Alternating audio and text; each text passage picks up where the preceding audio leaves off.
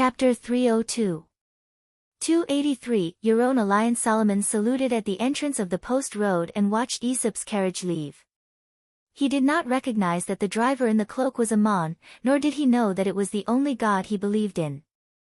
In fact, when Solomon saw Ammon, he felt that this person was very familiar, but he did not even think much about it, because Ammon came out of the cloud dream shrine and had just sacrificed to the goddess of the marsh with a group of drivers. The caravans passing through the charcoal marsh were particularly lucky these 2 days. The weather was neither cold nor hot, and it always made people feel very comfortable. Even the muddy pools in the swamp no longer emitted a rotten smell.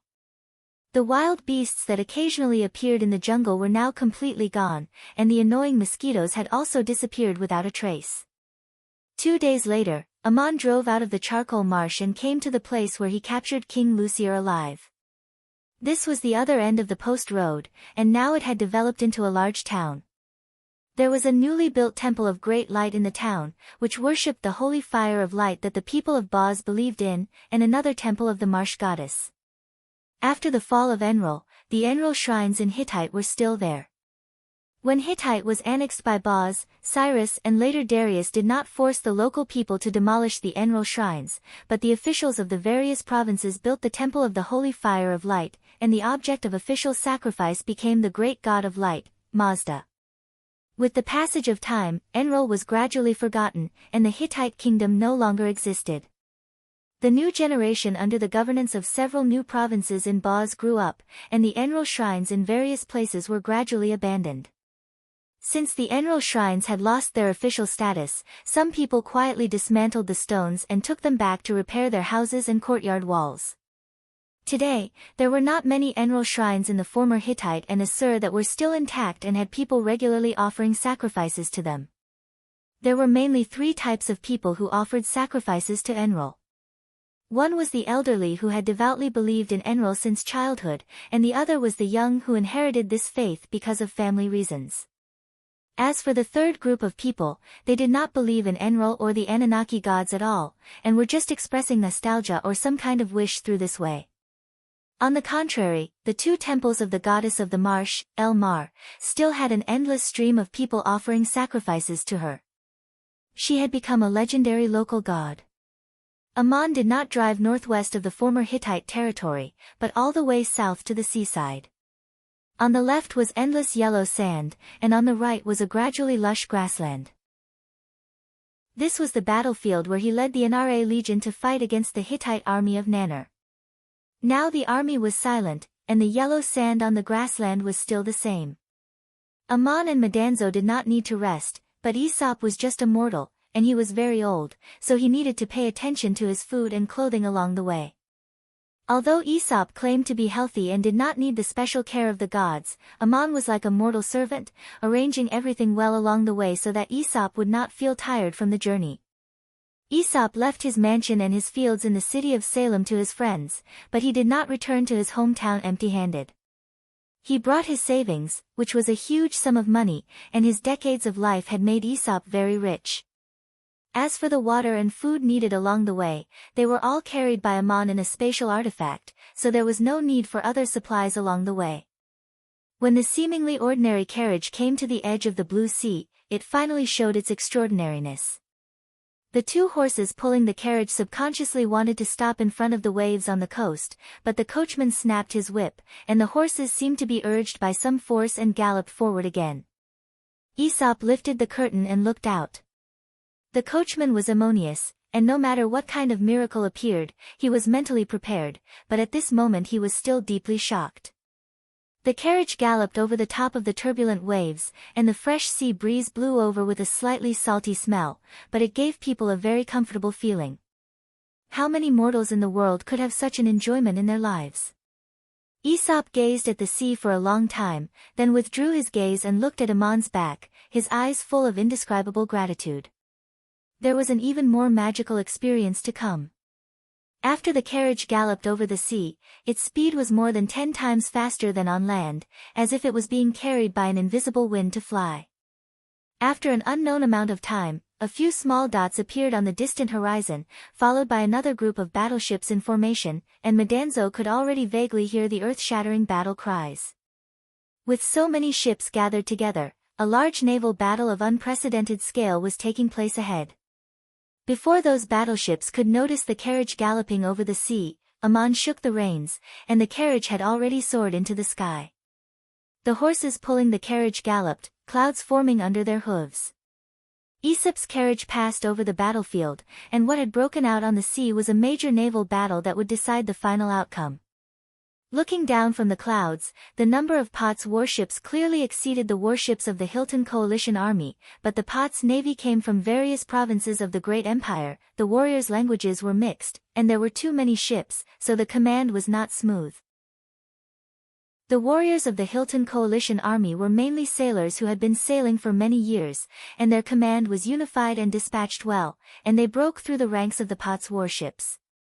This naval battle was known as the Battle of Salami, and in the end, the Hilton Coalition Army won a great victory. The main force of the Pot's navy suffered heavy losses, and after that, they were no longer able to launch an attack from the sea. Not long after the outbreak of this naval battle, the Hilton Army, with the main force of the Spartan warriors, also fought fiercely with the Pot's army in Prada, and also won a great victory. The victory of these two battles marked the complete defeat of the invasion of the Pot's empire by the United Kingdom of Hilton, and the city-states were free from Pot's rule. When Aesop arrived at Yaran city, the people here were shouting and celebrating their victory. Aesop's carriage crossed the battlefield and landed directly on the outskirts of Yaran city. Madanzo even joked with Aesop, "You are really an auspicious sign. With your arrival, the Pot's army has finally retreated completely." Yaran was a beautiful city-state, and the patron goddess they believed in was Yelena, the goddess of wisdom in the Olympian pantheon. On a hill next to the residential area stood the magnificent Yelena temple. The city-state still had the remains of the flames of war, and some of the white marble pillars of the building still had traces of gunpowder, but it was still very prosperous, lively, and full of vitality.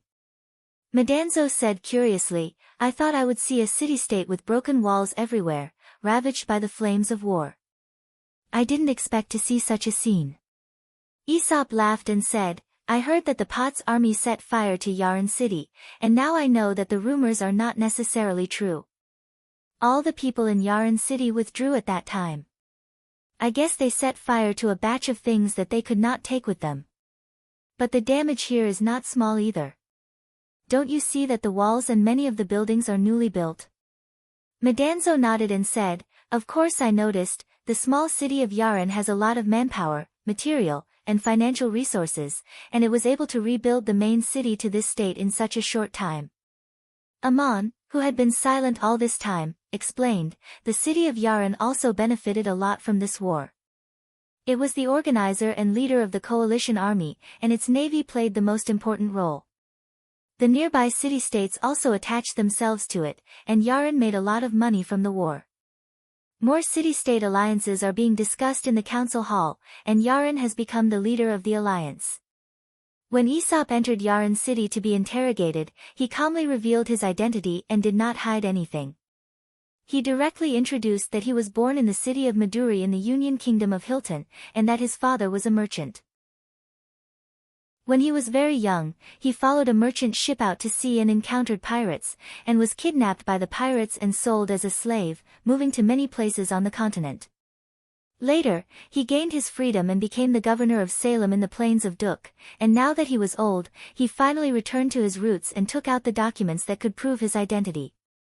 The listeners were surprised, and some had also vaguely heard of the legend of Salem and the name Aesop, which was news brought back by sages who traveled far away, but they did not expect to see the legendary person in person today. Aesop's arrival even caused a small uproar, and the sergeants guarding the city carefully examined his identity documents and the items he carried with him, but did not find anything wrong with them. When Aesop's carriage entered the city, the people around him cast surprised, envious, suspicious gazes at him, and there was a lot of discussion in private, saying all kinds of things. With Aesop's age and experience, he no longer cared about these discussions, and calmly faced all kinds of gazes as he chatted with Madanzo about the past and present of Yaran city. Why did Madanzo say that this was a small city?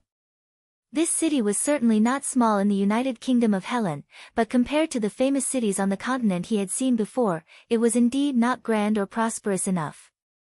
Madanzo grew up in Babylon City, and later went to Montefiore. In terms of the size of a city, Yaran City was not even 1/10 the size of Babylon City, and it was far less magnificent than Montefiore City. The history of the countries on the continent was more than 1,000 years old, and their civilization was long, while the United Kingdom of Helen, like the Olympian gods, was only a rising star on the edge of the continent. But this city was full of vitality, and it had absorbed the seeds and nutrients of the civilizations of the countries on the continent, and developed very quickly. The people here were more free in thinking, and many great scholars and sages were born, and Aristotle, whom Ammon had met before, was one of them. But many ordinary people in this city had a complicated mentality towards the countries on the continent. They used to be weak and learned, and when facing the powerful and rich Igut, Babylon, Hittite, and other countries, they had a subconscious worship and even inferiority complex. When they gradually became powerful and rich, they gradually became arrogant and conceited, and the subconscious sense of historical inferiority transformed into an inexplicable sense of superiority and hostility towards foreign civilizations. This complex gradually began to show after the people of Helen defeated the Pot's army, so when people saw Aesop return, there would be all kinds of discussions with indescribable complex emotions. This was also the source of a civilization, and it might subtly influence many people over a long period of thousands of years, and Ammon happened to arrive when the civilization of Yaran City had just risen. When Ammon arrived, it was the Helen United Kingdom, which had just defeated the powerful Pot's empire. It was an era where all kinds of ideas were rampant, and all kinds of ideas were colliding with each other from time to time, bursting out dazzling sparks from time to time. This was also a new country different from the countries on the continent. As soon as Ammon entered Yaran City, he squinted his eyes and listened to all kinds of sounds coming from the city. Not only the people around him were pointing fingers and discussing Aesop, but also the important matters that were being discussed in the city's conference hall. During the Hippocratic War, the nearby city-states had attached themselves to Yaran, and formed the Yaran Alliance. This alliance originally had 35 city-states, and according to the agreement, they would jointly organize the Helen United Navy, pay the alliance money, and build warships for the city of Yaran. But after the victory of the war, more than 200 city-states of various sizes had newly joined this alliance, and the alliance money paid by them became a kind of political tribute, which had the nature of an alliance tax, or more directly, a protection fee. The alliance money paid by the city-states was an unprecedented huge amount of money for Yaran City, and it was originally used by the Allied forces to fight against the Pot's empire. After the victory of the war, the alliance money paid by the city-states didn't decrease, but instead increased, and was used by the city of Yaran City to strengthen its own political and military forces, and to build a more magnificent Yaran City. Yaran City wasn't a kingdom, but a city-state republic. The adult men of the city-state with citizen status established the Citizens' Assembly, which was a consultative body to discuss all kinds of affairs, quarrel, gossip, and spread all kinds of rumors. In addition to the Citizens' Assembly, there was also a Nobles' Assembly, which only the honorable nobles were eligible to participate in, and it was an important political body. On the basis of the Citizens' Assembly, the city of Yaran City also organized a council of 500 people, which was the daily political body. This was the first time that Ammon came to such a city-state republic. When he entered the city, it was the day when the council of 500 people of Yaran City was held. The main topic of discussion in the council hall was the matter of the nearby city-states joining the Yaran Alliance. The Council of 500 people passed a resolution with an absolute majority, and decided to increase the alliance money of the affiliated city-states, open trade between the city-states, establish a unified alliance army under the command of the Yaran people, and punish and suppress the city-states that joined the alliance but didn't pay the alliance money or wanted to withdraw from the alliance. The more Ammon listened, the more interesting he felt.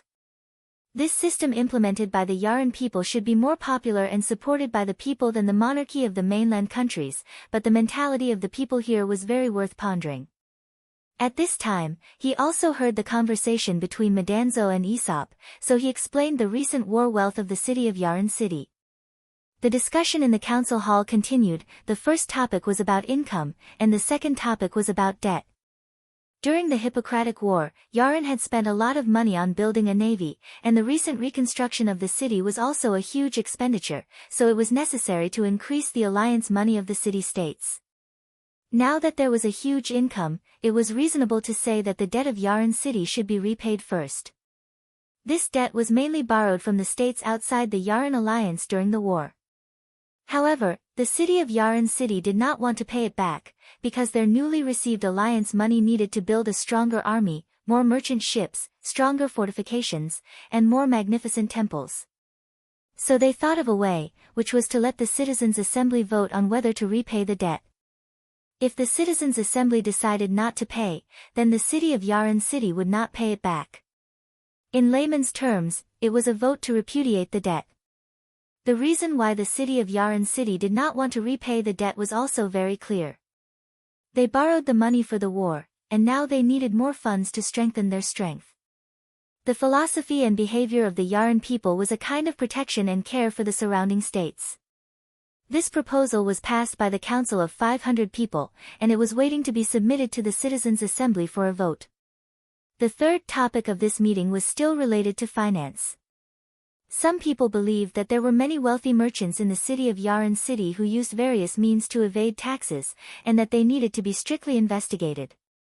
However, this proposal had already been rejected by the Council of Nobles, and this time it was rejected by the Council of 500 people, so it would not be submitted to the Citizens' Assembly for a vote. The last topic of this meeting was about military arrangements. The Hippocratic War was obviously over, so why did the city of Yarn City still want to increase its expenditure? In addition to the construction of merchant ships and temples, the rest of the main expenditure was for the military, because at present there was a good excuse, and that was the struggle between Yarn and Gabados. The city of Yarn City had established the Yarn Alliance, and Gabados, who had a very powerful military force, had also taken the opportunity to conquer many small states in the surrounding area, and established the Gabados Alliance to confront the Yarn Alliance in all aspects. The city of Yarn City hoped that all the city-states under the Gabados Alliance would attach themselves to it, so as to form a stronger Yarn Alliance. Amon had been listening to the discussion in the council hall, and relayed these topics and the results of the discussion to Aesop. Finally, he said, "These people are really complicated. They vote and negotiate within the city, and although the decision made in this way is inefficient, it is easier to get support than the order of the emperor.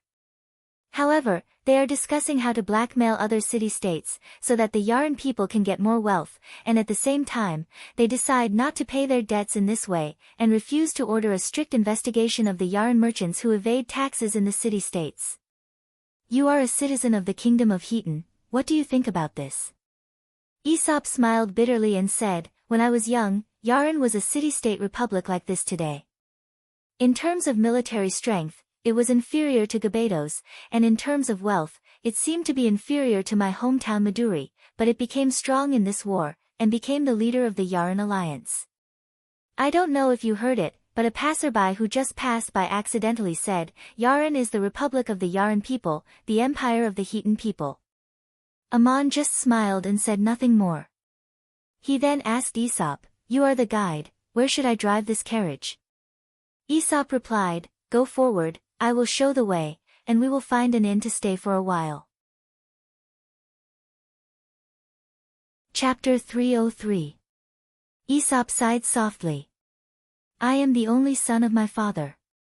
I have been away from my hometown for almost 60 years. I am afraid there are no relatives there.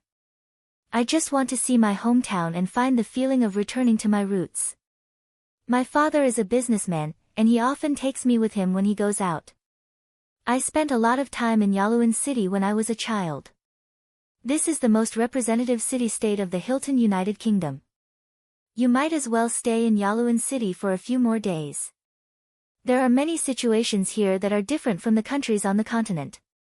The carriage continued to move forward under the guidance of Aesop. After arriving at the Hilton United Kingdom, Madanzo did not continue to sit in the carriage with Aesop. He got a horse outside the city and rode beside the carriage. Madanzo was handsome and dignified. He looked like a bodyguard that Aesop had hired with a lot of money. On the contrary, Ammon, who was driving the carriage, looked inconspicuous. While walking through the streets and alleys of Yaluan city, Madanzo looked around and nodded to the young girls and wives who were staring at him. When they reached a place where there was no one around, he asked Aesop, "In my opinion, Yaluan city is only equivalent to a small city-state." Yaluan city was only equivalent to a small city-state, but it appeared to be very rich.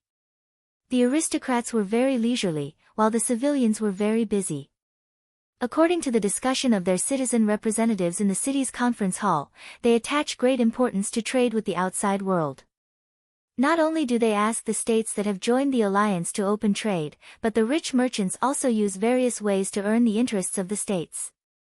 The citizen representatives here are also not willing to strictly investigate the improper profits of their rich merchants outside. Aesop explained, "This place is backed by the mountains and the sea. There is no large piece of flat land that can be farmed. There are a lot of materials that need to be imported.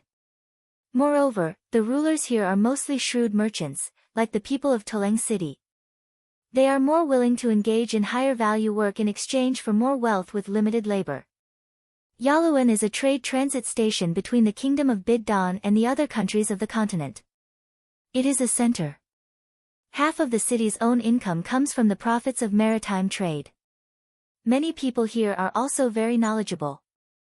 Madanzo, hearing you say that, I remember back then, I carried things that I didn't have in the mountains and ran to the Link tribe to trade damask steel embryos. What do the people here trade with the outside world?" Aesop, the most important product here is olive oil. The nearby mountains are not suitable for farming grains, but they are very suitable for growing olive trees.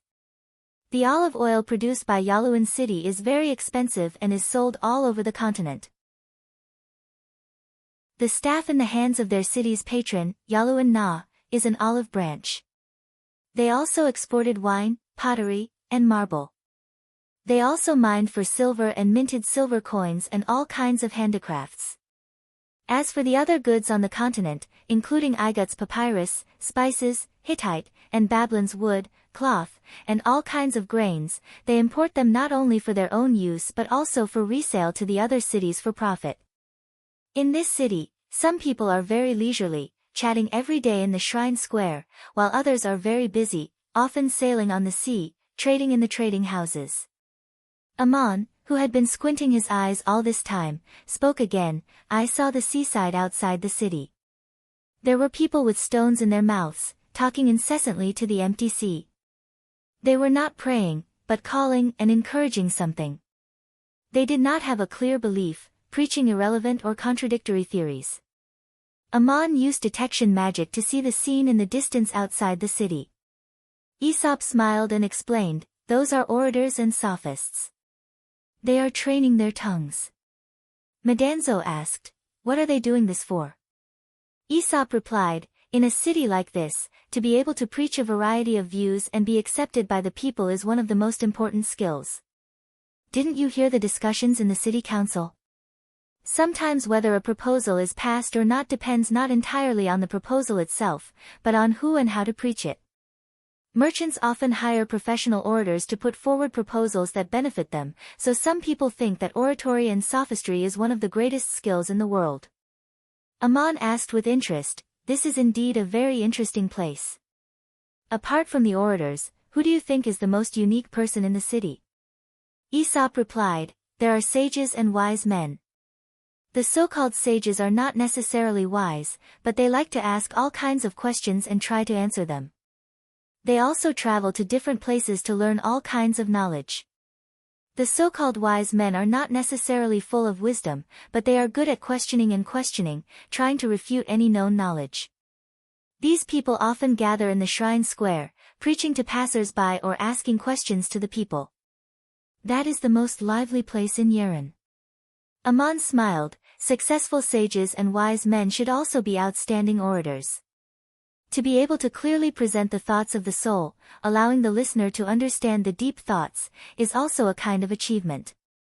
But if one ignores the things they preach, and uses sophistry to achieve their goals, then they will become another kind of person. As for doubting all knowledge, it can also make people think, what is innate, what is created by people? But merely questioning without giving an answer is useless. Even if the answer isn't perfect, it's just like how mortals are unable to ascertain whether there are gods in this world, but they can sense the existence of divinity in human nature. Aesop replied, "You are my god." Ammon smiled, "In Yeren City, I was only your driver." While they were talking, the carriage stopped in front of an inn. In front of the inn was a tavern and a public bathroom, a place for people to drink and chat. In the courtyard behind, there were rooms for people to stay in. Aesop said, "Decades have passed, although the appearance of this place has changed a lot, but it is still an inn." Madanzo asked, "Aesop, why do you want to stay here?" "There are many places to stay on the way here." Aesop sighed. "Please be considerate of an old man like me. The last time I went out to sea with my father, I stayed here in Yeren City. Although they are not the same inn, I can still find the breath of memories." Madanzo jumped off the horse and helped Aesop alight from the carriage. He shouted, "Guards! Prepare the best room for my master, we want to stay." Ammon heard Aesop say, "breath of memories," and looked at his back as he walked into the inn. He quietly launched an incredible magic in his soul. This magic was similar to the legendary Great Prophecy, which was said to only be performed by the gods.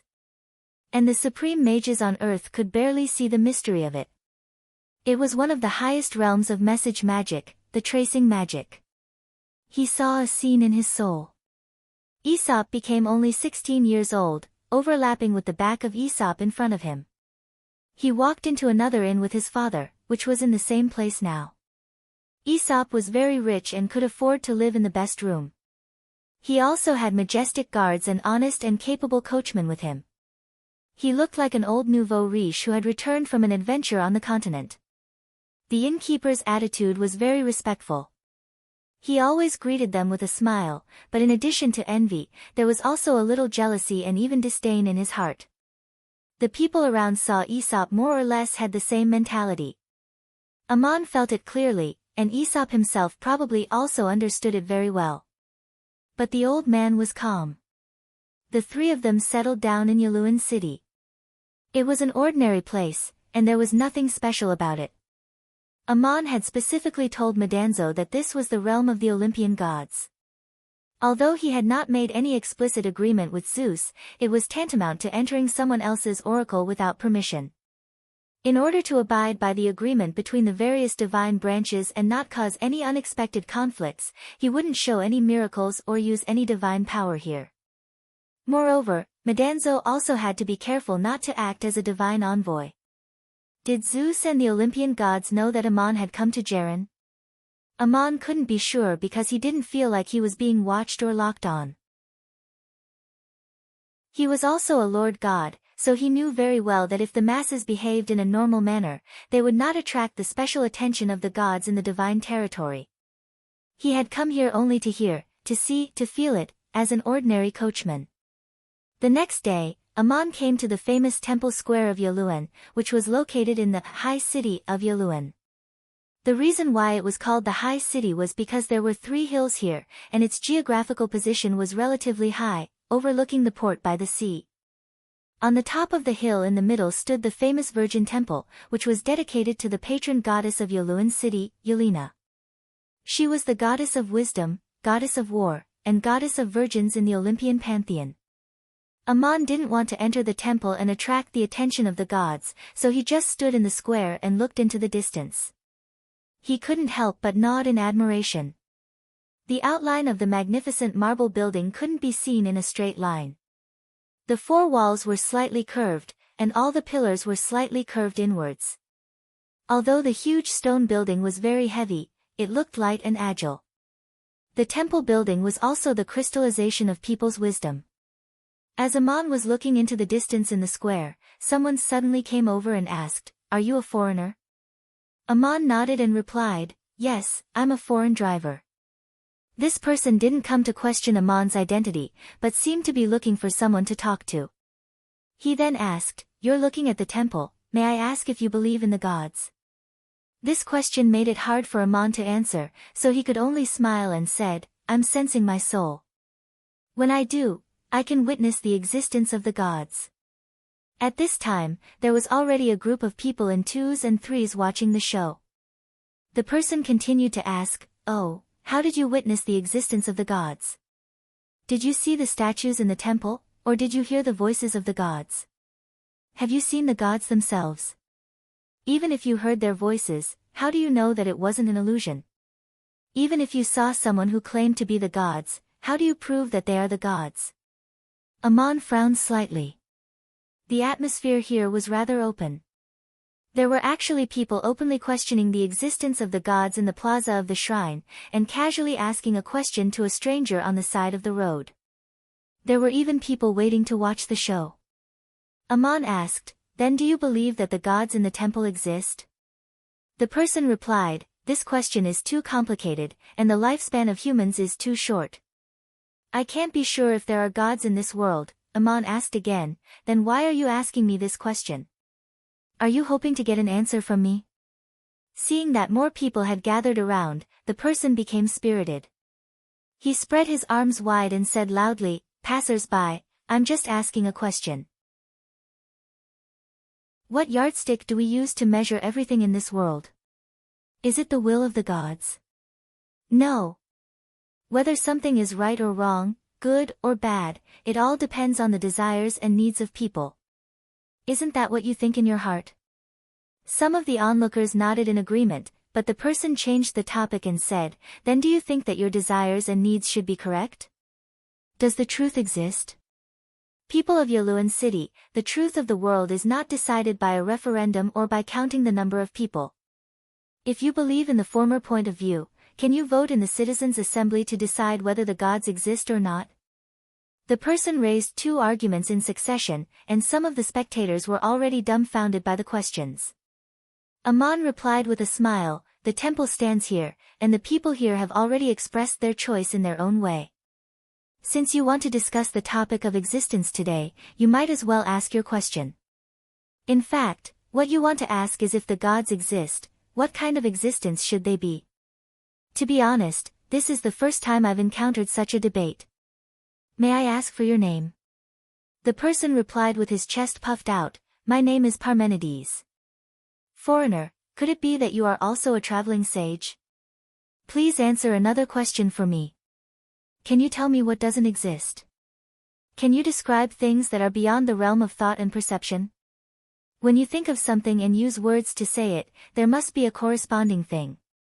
Can you really say something that doesn't exist?" Aman smiled again, "I think you've already answered your question. Why do people think? This is the meaning of the awakening of spiritual intelligence. They can imagine, yearn, abstract intuitive knowledge into the vow of the soul, and find their own existence in the complex world.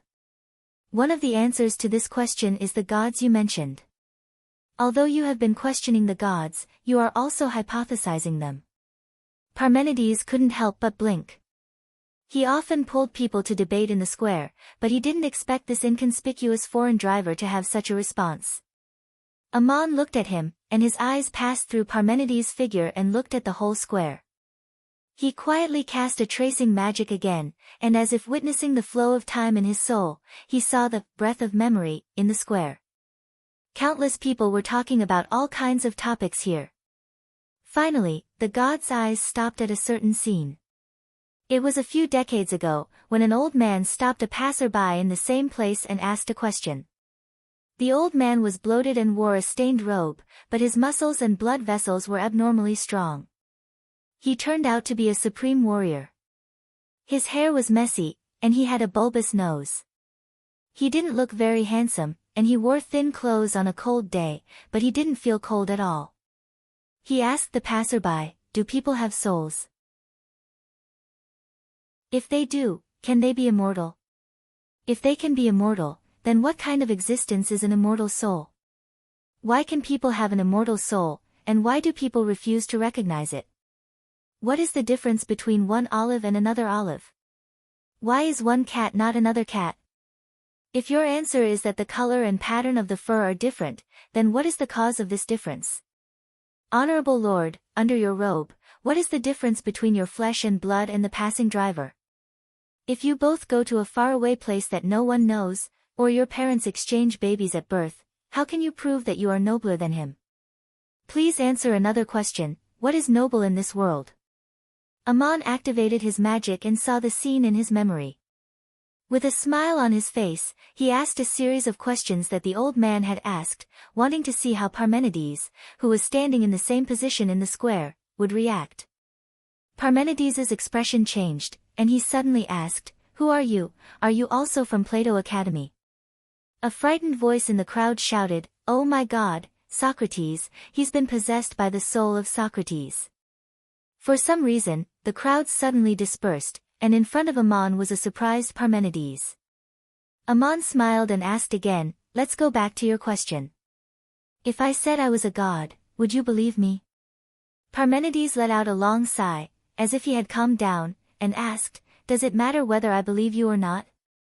Aman pointed to the temple in the distance, "It depends on what kind of god people want. Whether you believe me or not, I'm standing in front of you. Perhaps it won't change anything for me, and it won't change anything for you. Your soul is the yardstick by which you measure the world, that's true, but it is also the yardstick by which the world measures you. You don't have to care about the existence outside of this world, but you have to care about how you exist." This is my answer. At this time, there was still one person left in the crowd, and he couldn't help but interrupt, "Isn't it boring for a coachman to discuss this kind of thing in the square of the temple? If you have the time, you might as well make a few trips to the shops and earn some money." Aman laughed and turned to the person, "Thank you for the reminder, may I ask your name?" The person replied, "I'm Dewey.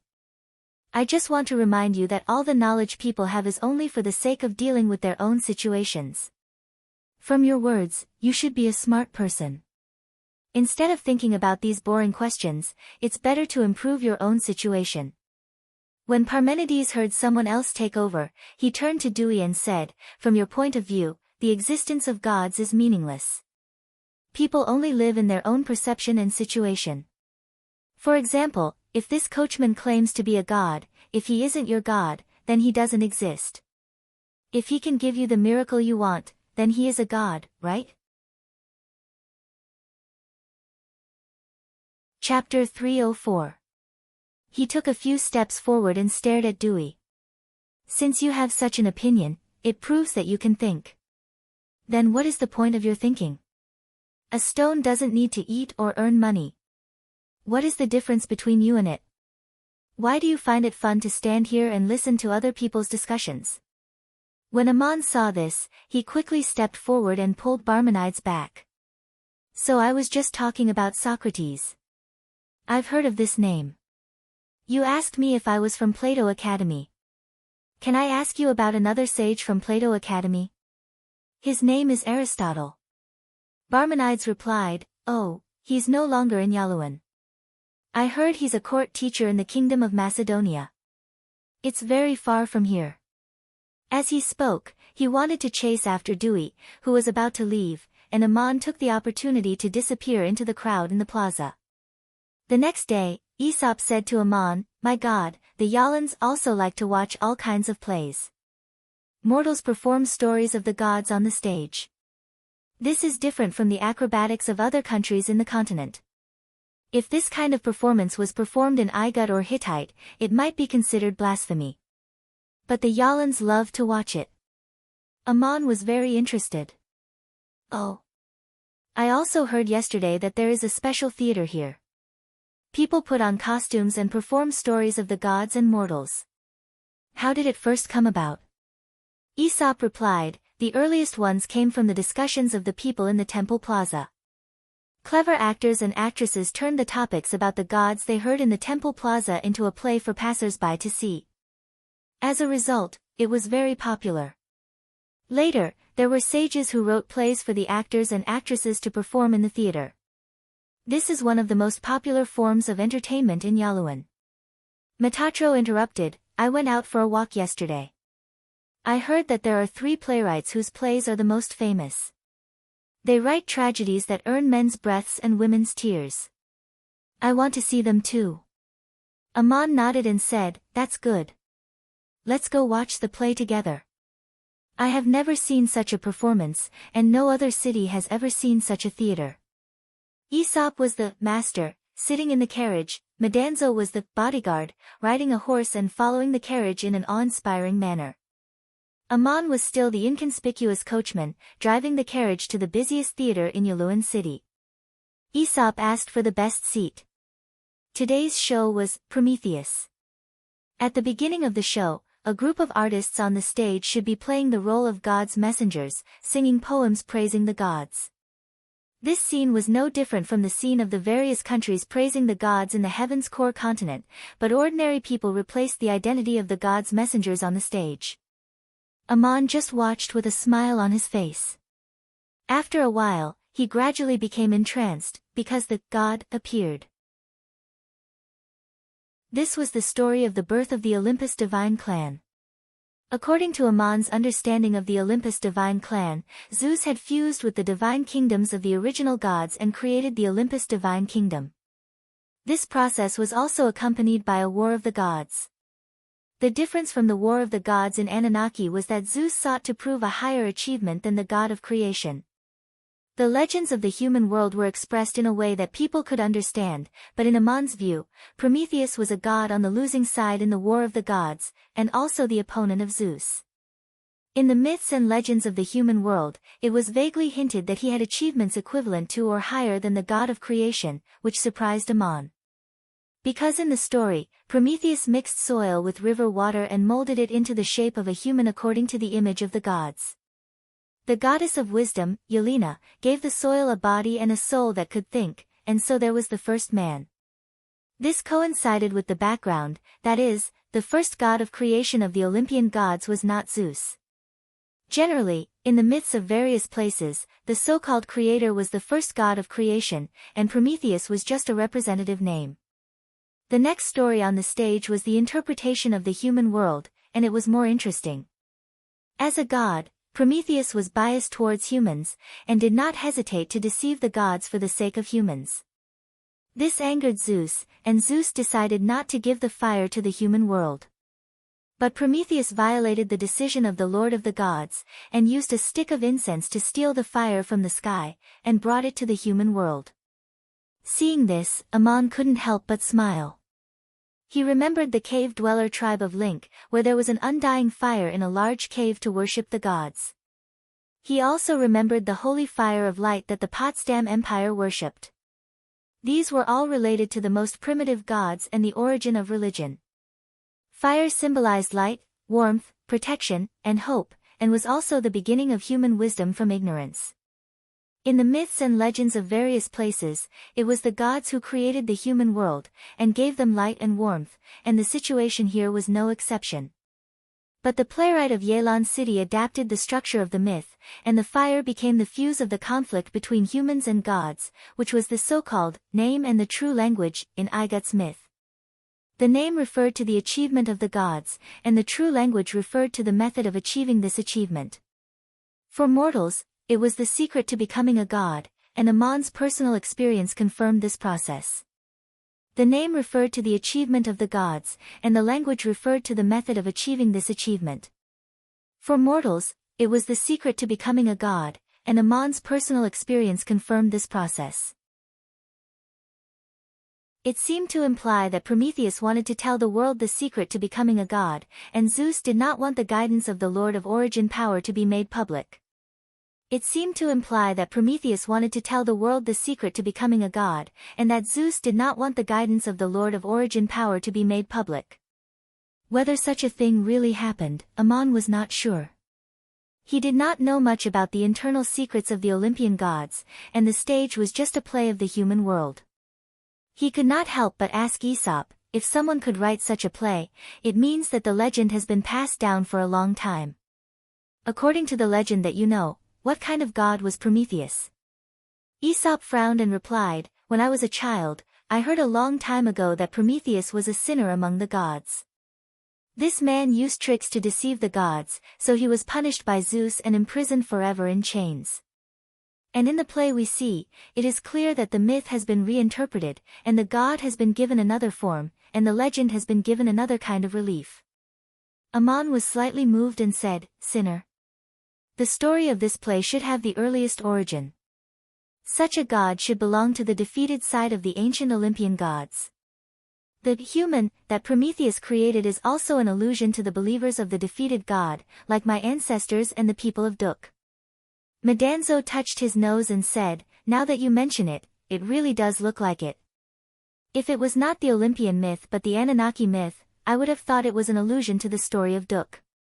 If Prometheus was not the god of the defeated side, but one of the sinners, then it would almost be an allusion to your story." Aman smiled and said, "In the world under the sun, there are always shadows of déjà vu.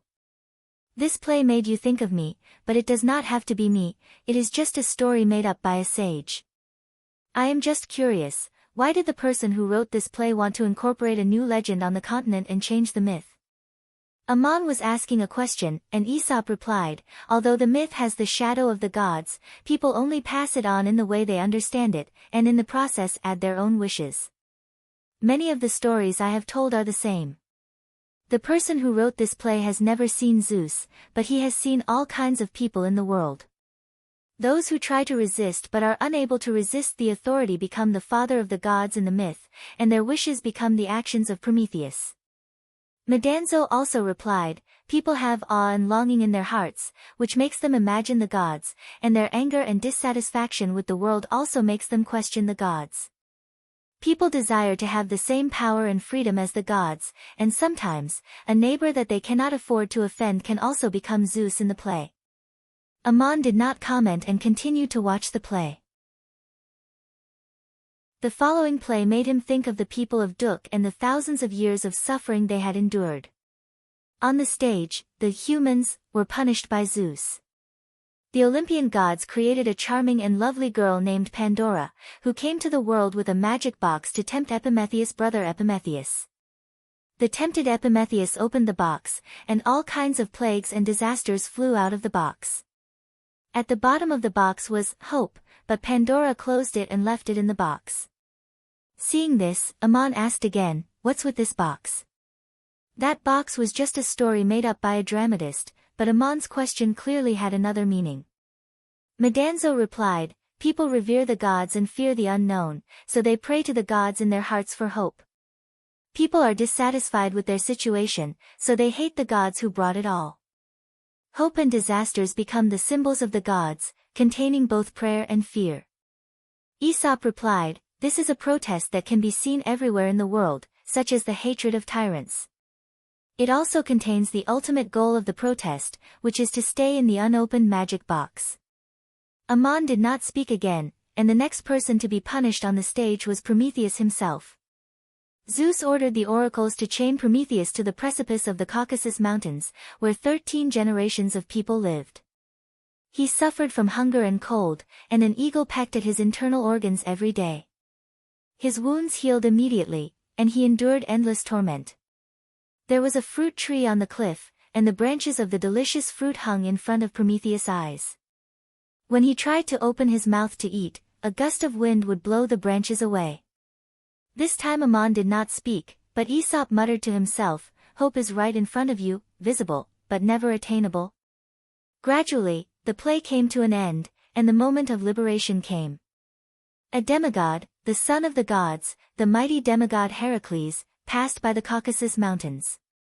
This strong man sympathized with Prometheus' suffering and shot down the eagle that was pecking at him with an arrow, and broke the chains to free Prometheus.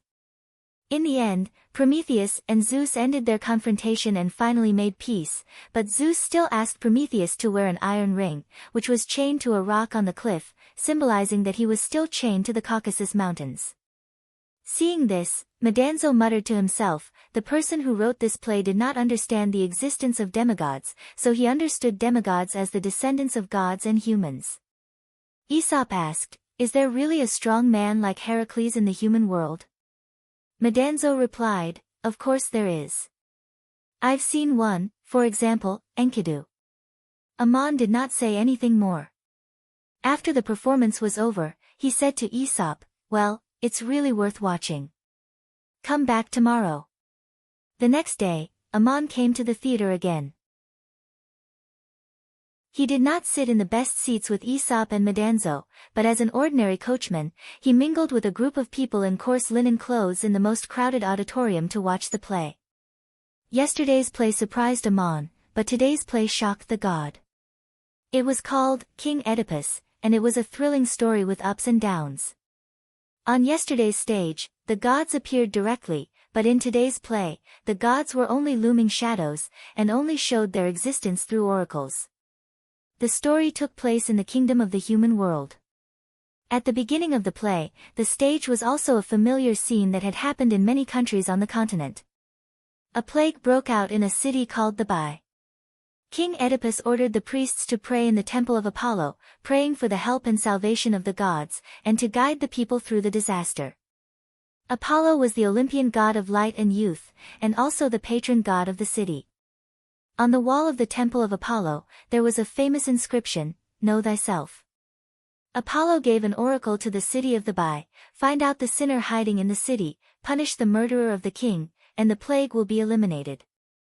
Then the second scene changed to the queen's memory of the king. Oedipus was not the first husband of the queen.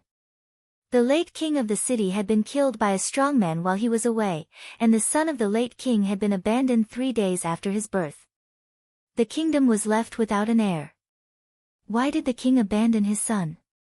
This was also because Apollo had once sent down an oracle, predicting that the late king would be killed by his own son. Why would the gods give such an oracle? The scene went back to the past. It turned out that when the king was young, he had robbed the son of another king, so he was cursed by the gods. Where did the current king Oedipus come from? Then the scene changed again, and the memory of Oedipus took over. Oedipus was the son of another king. One day, when he was praying to Apollo in the temple, he heard the voice of the gods, telling him that he would have the terrible fate of killing his father and marrying his mother. In order to resist this fate and prevent the oracle from coming true, Oedipus ran away from home, vowing never to return. On the way, he had an unexpected conflict with a group of people. He drew his sword and killed an arrogant nobleman, then arrived at the city of Thebai. At that time, the city of Thebai was enveloped by a great disaster. A sphinx guarded the road, asking passers-by a riddle. If they couldn't answer it, they would be eaten. Not too long ago, the king of the city-state was killed by a powerful person. In order to save the city-state, everyone decided that whoever could solve the riddle and save the city-state would be able to marry the late king's widow and inherit the throne. Seeing this, Amon had already guessed what the playwright wanted to write. Oedipus was the son of the former king, and the man he killed was the former king of the city of Thebai. The oracle may be a symbol of fate, and the words inscribed on the wall of Apollo's temple were the root of the tragedy. People don't have eyes that can see everything like the gods. Oedipus didn't know where he came from, and everything he did was to fight against the fate foretold by the oracle. At this time, Amon noticed that there was a head in the front row of the audience that stood out, because the person was bald, which was very rare in the Yaluan gang. There were fine hair stubble on the green scalp, and it didn't seem like he was born bald. Amon recognized this man. It was Vincent Boss, who had walked with Amitba in the Saya desert, and later met him in the city of Talang. This man was a transcendent who had been guided by another kind of power. Suddenly seeing this person again in Yaluan city, and in a position where he could reach out his hand, Amon was taken aback. Vincent Bo also felt it. His shoulders tightened, and he turned back to recognize Amon. Then he nodded and smiled, and turned back to continue watching the show. But a voice came to his soul. "Ammonius, how did you enter the realm of Olympus? It seems that you have not obtained permission from the gods. Doing so may cause disputes." Amon asked in his soul, "Aren't you here too?" Vincent Bo replied, "I'm just here to watch the show. I won't show or use any of your so-called miracles." Amon said, "I'm just here to watch the show. I won't show or use any of your so-called miracles." Vincent Bo said, "Oh. Then the way you looked at me just now was not that of a mortal. It had the power to penetrate the 6 senses. If I were a god of the Olympian pantheon, I might be alarmed or angered by you." Aman smiled and said, "I know you are not a god of the Olympian pantheon. You are just watching the show in the crowd like me. In order to confirm your identity, I only had that kind of vision. You can feel my soul-penetrating gaze. Is this a kind of miracle?" Vincent Beau replied, "The guidance I received is different from the path you are familiar with. I am just self-sufficient, which is different from your so-called miracles." As he spoke, he imprinted a piece of information in Aman's soul. This practitioner called a certain method magic, but it was different from the so-called miracles of the pantheons. It was just an extension of perception. When this ability was possessed and used, it would not have any extra impact on the world. Chapter 305. 286. The Eye of God and Quantum Mechanics. The ability to see far away was not because the eyes emitted some kind of vision, but because the perception was more refined, and the ability to receive and distinguish information from farther away. In fact, the information received by people was the same, but some people's souls were clear and deep, and they could see more than others. When this magic was used, there was no extra stimulation. Aman could also do this, but the magic practiced by the mages on the continent did not make a special distinction in this regard, because to enhance the perception, one could always use many methods to detect what others could not, as long as these methods were useful to oneself.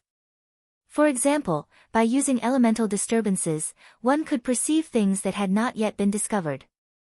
Just like a fish in muddy water that could not be seen, one could reach in and touch it, and still find the existence of the fish. As early as when Aman was a teenager, he had just learned water magic from Crazy Ol, and had not yet heard of detection magic. He had used this method to discover Maki, who had secretly followed him into the charcoal forest to plot against him. The higher his achievements, the more tricks he would master.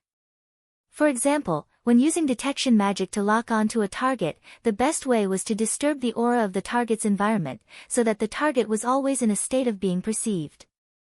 As for whether this could be discovered by the other party, it depended on whether the method of the caster was ingenious and how successful the other party was.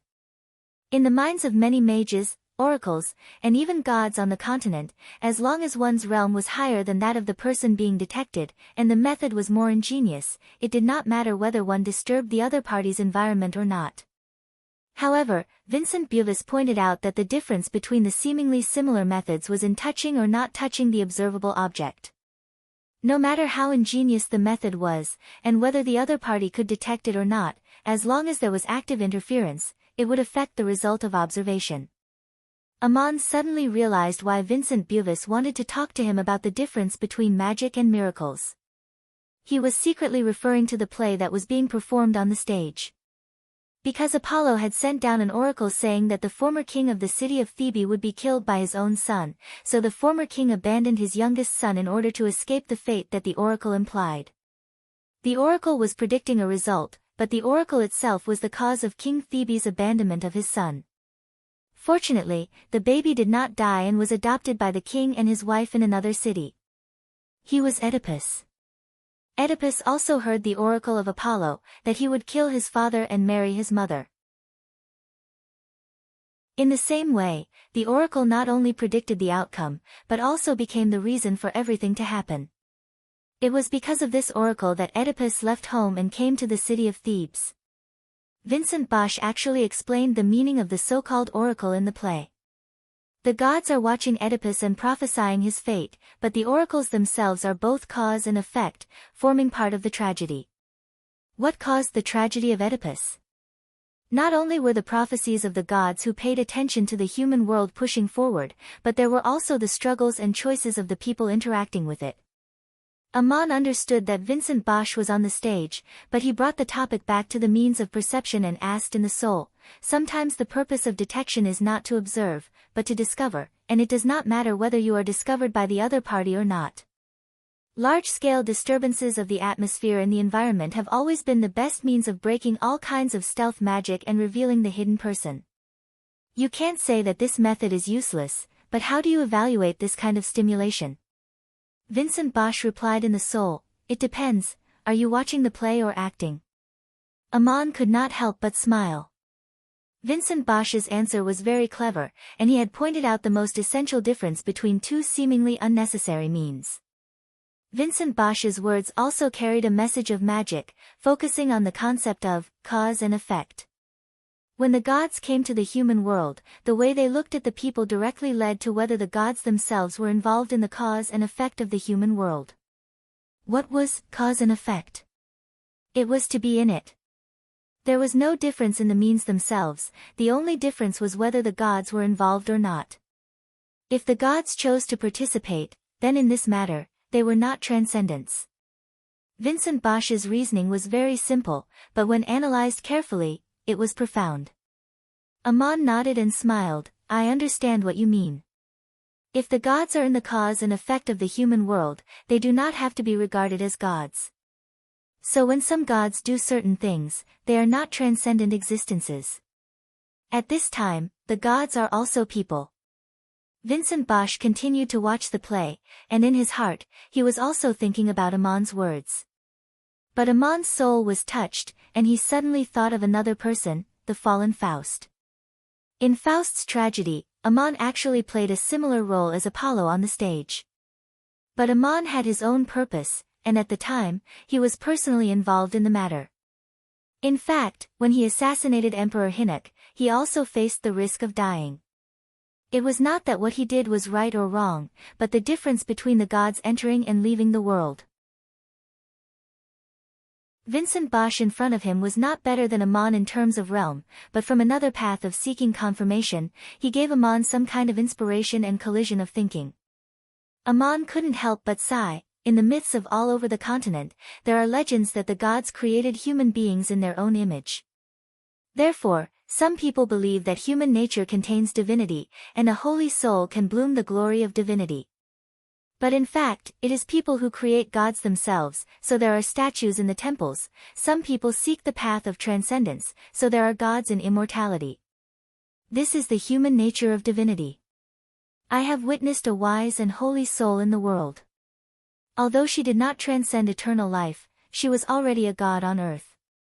And at this moment, the people on the stage are playing the gods in their minds, but in fact, they are also thinking about the human nature contained in divinity, thinking about themselves. Vincent Bosch replied, Good, thank you for your advice. It seemed that Amon's words had also given him some insight. But Amon, as if deliberately looking for a difficult problem, asked with a smile, I also thank you for your inspiration. But the difference in means you just mentioned is only for ordinary mortals. But in fact, your so-called magic of only observation and not touch is not without disturbance. According to my personal experience, many of the senses of the great achievers are beyond that of ordinary people. For example, when you look at a supreme warrior with murderous eyes, even if you do not disturb any aura in his surroundings, his soul will have a vigilant reaction. This is the intelligence of the great achievers, not to mention the gods. Vincent Bosch, how do you justify yourself? Your so-called magic will also lead to consequences. Vincent Bosch did not have a clear answer to this question, but respectfully said, I am not a supreme warrior, and I have transcended from the Buddha's teachings in the Amateus, but I have no such experience. I would like to hear the details, please guide me.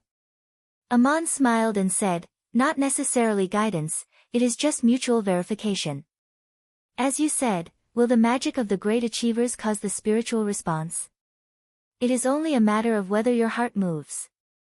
Vincent Bosch replied, Not moving, not distinguishing, is the Dharma Mudra. The Amateus said that, the movement of the mind is the cause, so this is it. I have heard that the great achievers also have a unity of mind and body, like an arhat, so this is it. Good. Amon laughed, I have never heard of an arhat, I only know that after the death of the great achievers, their souls can refuse the guidance of the underworld, and wish to disperse or be reborn. The two talked off stage, and the play on the stage continued. Oedipus met the Sphinx on the outskirts of the city of Thebes, and the Sphinx asked the riddle, What is it, 4 feet in the morning, 2 feet at noon, and 3 feet at night? Oedipus gave the answer, human. A newborn baby could only crawl on all fours, and when it grew up, it walked on 2 feet, and in its old age, it would use a cane. The riddle was solved, and the Sphinx jumped off the cliff in shame and indignation. Oedipus saved the city of Thebes, married the widow of the late king, and became king. Medanzo, who was watching the play, suddenly muttered, "I have an impression of the Sphinx and her riddle." It is the myth of Igut, but the playwright here made it into this story. I am just a little puzzled, is that a Sphinx or a psychopath? If the riddle is solved, then leave. Why would she want to commit suicide? Can't she even stand this little bit of stimulation? Aesop was amused by him and laughed, this is just a symbol in the play. People lose their lives because they can't answer the riddle, and the Sphinx jumps off the cliff because the answer is revealed. Medanzo explained, I know what it means, but I still think that the Sphinx is crazy. If I were to write this play, I would never write it like this. Aesop laughed, that's why you can't be the playwright. You are Medanzo. You clearly know what the play is about, but you feel uncomfortable. It has nothing to do with the playwright. Medanzo, you have to remember, you are you, and the Sphinx is the Sphinx. Medanzo also laughed, yes, I understand what the playwright is saying. The oracle not only foretells the result, but also pushes the cause of the tragedy. Oedipus is fighting, and it is also pushing the tragedy to happen. But Aesop, can we discuss another possibility? In fact, if the old king wants to fight against the oracle, it is very simple. I have a way to make Apollo's prophecy fail. Aesop, oh, what is it? Medanzo, if the old king is really so decisive, and doesn't want the oracle to come true, he can just slit his own throat and kill himself. Surely his son won't be able to kill him again. Let's see how Apollo can still jump around. Aesop grabbed Metatro's arm and almost choked with laughter. After a long time, he said in both anger and amusement, this is your so-called confrontation. He thinks he's smart, but he's just admitting defeat and running away. This is meaningless. Although he was not killed by his own son as the oracle said, he still died because of the prophecy of father killing. Medanzo also scratched the back of his head and laughed, then let's change the method and simply ignore the oracle. What can we do? Aesop stopped laughing, narrowed his eyes and said, this is still an unknown result. The oracle is just a prophecy. It doesn't tell the old king how the prophecy will come true. It is the old king who made the choice. Medanzo, you have a problem, a very serious problem. You know, you are just a spectator. The old king is not you, and he will not meet your expectations. You are only suitable to play for others to see, not a suitable audience and commentator. Why did Apollo give such an oracle in this play? And why did the old king abandon his youngest son? It is because the old king had robbed another king's son when he was young, so he was cursed by the gods. He abandoned his youngest son out of fear. If he really wanted to kill himself, he would have done it long ago. Do you think you can talk to him?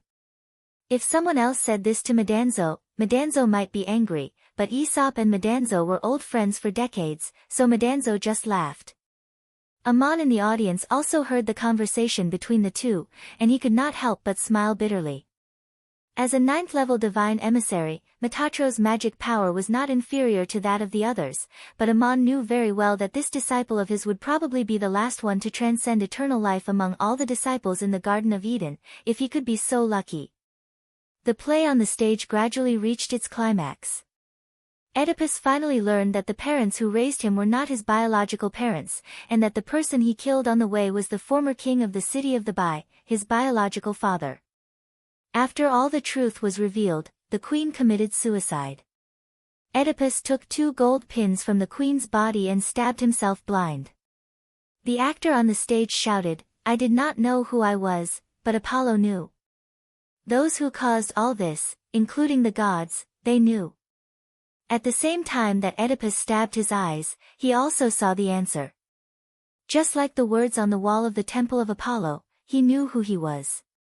At this time, a man behind Ammon said with emotion, where is the will of the gods? It does not transcend everything in this world, but is contained within it. Behind the so-called oracle and the choices of people, there is an absolute spirit. The so-called gods are only a part of the changes in things, if they really exist. Another young man next to him said, "Did you know? This play was written by my teacher." The sorcerer was surprised. "Oh. You are a student of Sophocles. What is your name, please?" The young man replied, "My name is Shakespeare, and you?" The sorcerer replied, "My name is Hegel." "Since this play is your teacher's work, what do you think of it?" Shakespeare said thoughtfully, "My teacher wrote a fairy tale, and the oracle of Apollo runs through it, forming both the beginning and the end. But it is a human story, and the Apollo in the story does not matter whether he is a god or not." Hegel, you can also make that kind of prophecy, if the king in the story takes it as an oracle. The root of all these things is human nature itself, and the riddle that Oedipus answers when he faces the banshee is the answer given by my teacher. Hegel asked with great interest, "You studied drama with Mr. Sophocles. Do you have any works that you want to write, and what kind of myths are you interested in?" Shakespeare said, "I have been studying the myth of Igut recently, and I want to write a play myself." Hegel asked, "Is it about the legend of Ammonius?" Shakespeare shook his head. "No, it is about the legend of Isis, Osiris, Seth, and Horus." Hegel asked, "How do you want to write it, The Revenge of Horus?" Shakespeare shook his head. "No, when people tell myths, they often do not treat them as stories about gods. The gods that people speak of are also the source of all kinds of human nature. It can happen in some human kingdom, haven't we seen it? The younger brother of the king murdered the king and usurped the throne. The young prince finally discovered the truth and sought revenge. Human nature determines the choices that people will make, and the story will be interpreted in different ways." Hegel laughed. "It must be a wonderful play. I hope you can write it soon, I'll be waiting to enjoy it. According to what you said, the root of all these things is human nature itself, which determines the choices that people will make. But when we look deeper into the starry sky, in fact, no matter what answer people think of, they are constantly pursuing an ultimate goal. And those answers, whether you find them or not, have long existed. The law of all things is the will of objective existence, which determines the way that everything in the world exists. The gods in people's minds are nothing more than this. The world is its own existence, and it is revealed to people to see how much you can discover." Shakespeare was stunned for a moment, and then said with great interest, "Your thinking is very creative, even surprising and bold. It reminds me of another student of my teacher, Freud. He may be looking for the same kind of thing as you, but the target of his research is the same as mine, human beings. He believes that there is an inner instinctive drive that is the root of all human behavior, and the complicated affairs of the world can be explained from it." Hegel frowned slightly. "Oh, that Freud from the distant city of Salem? It turns out that he also became a student of Sophocles. So does he explain where the inner drive of man comes from? And what laws do all the changes in the world that he interacts with obey?" Shakespeare smiled. "You can talk more clearly with him in person. He is also watching the play in the back row, and it just happened to be over. Why don't we go find a tavern and have a drink together?" Hegel nodded cheerfully. "Okay, let's drink and talk." When the play was over, Shakespeare and Hegel called Freud, who was watching the play in the back row, and they went for a drink together. Ammon, who heard this conversation, couldn't help but smile. Just like the question and answer he asked when he faced Parmenides on the square of the Temple of Yelena the day before yesterday, when people questioned the gods, they also assumed the gods.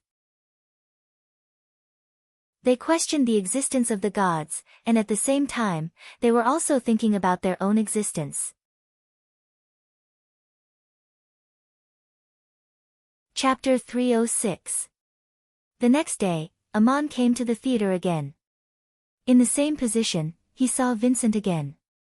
The two just nodded and smiled, then continued to watch the play.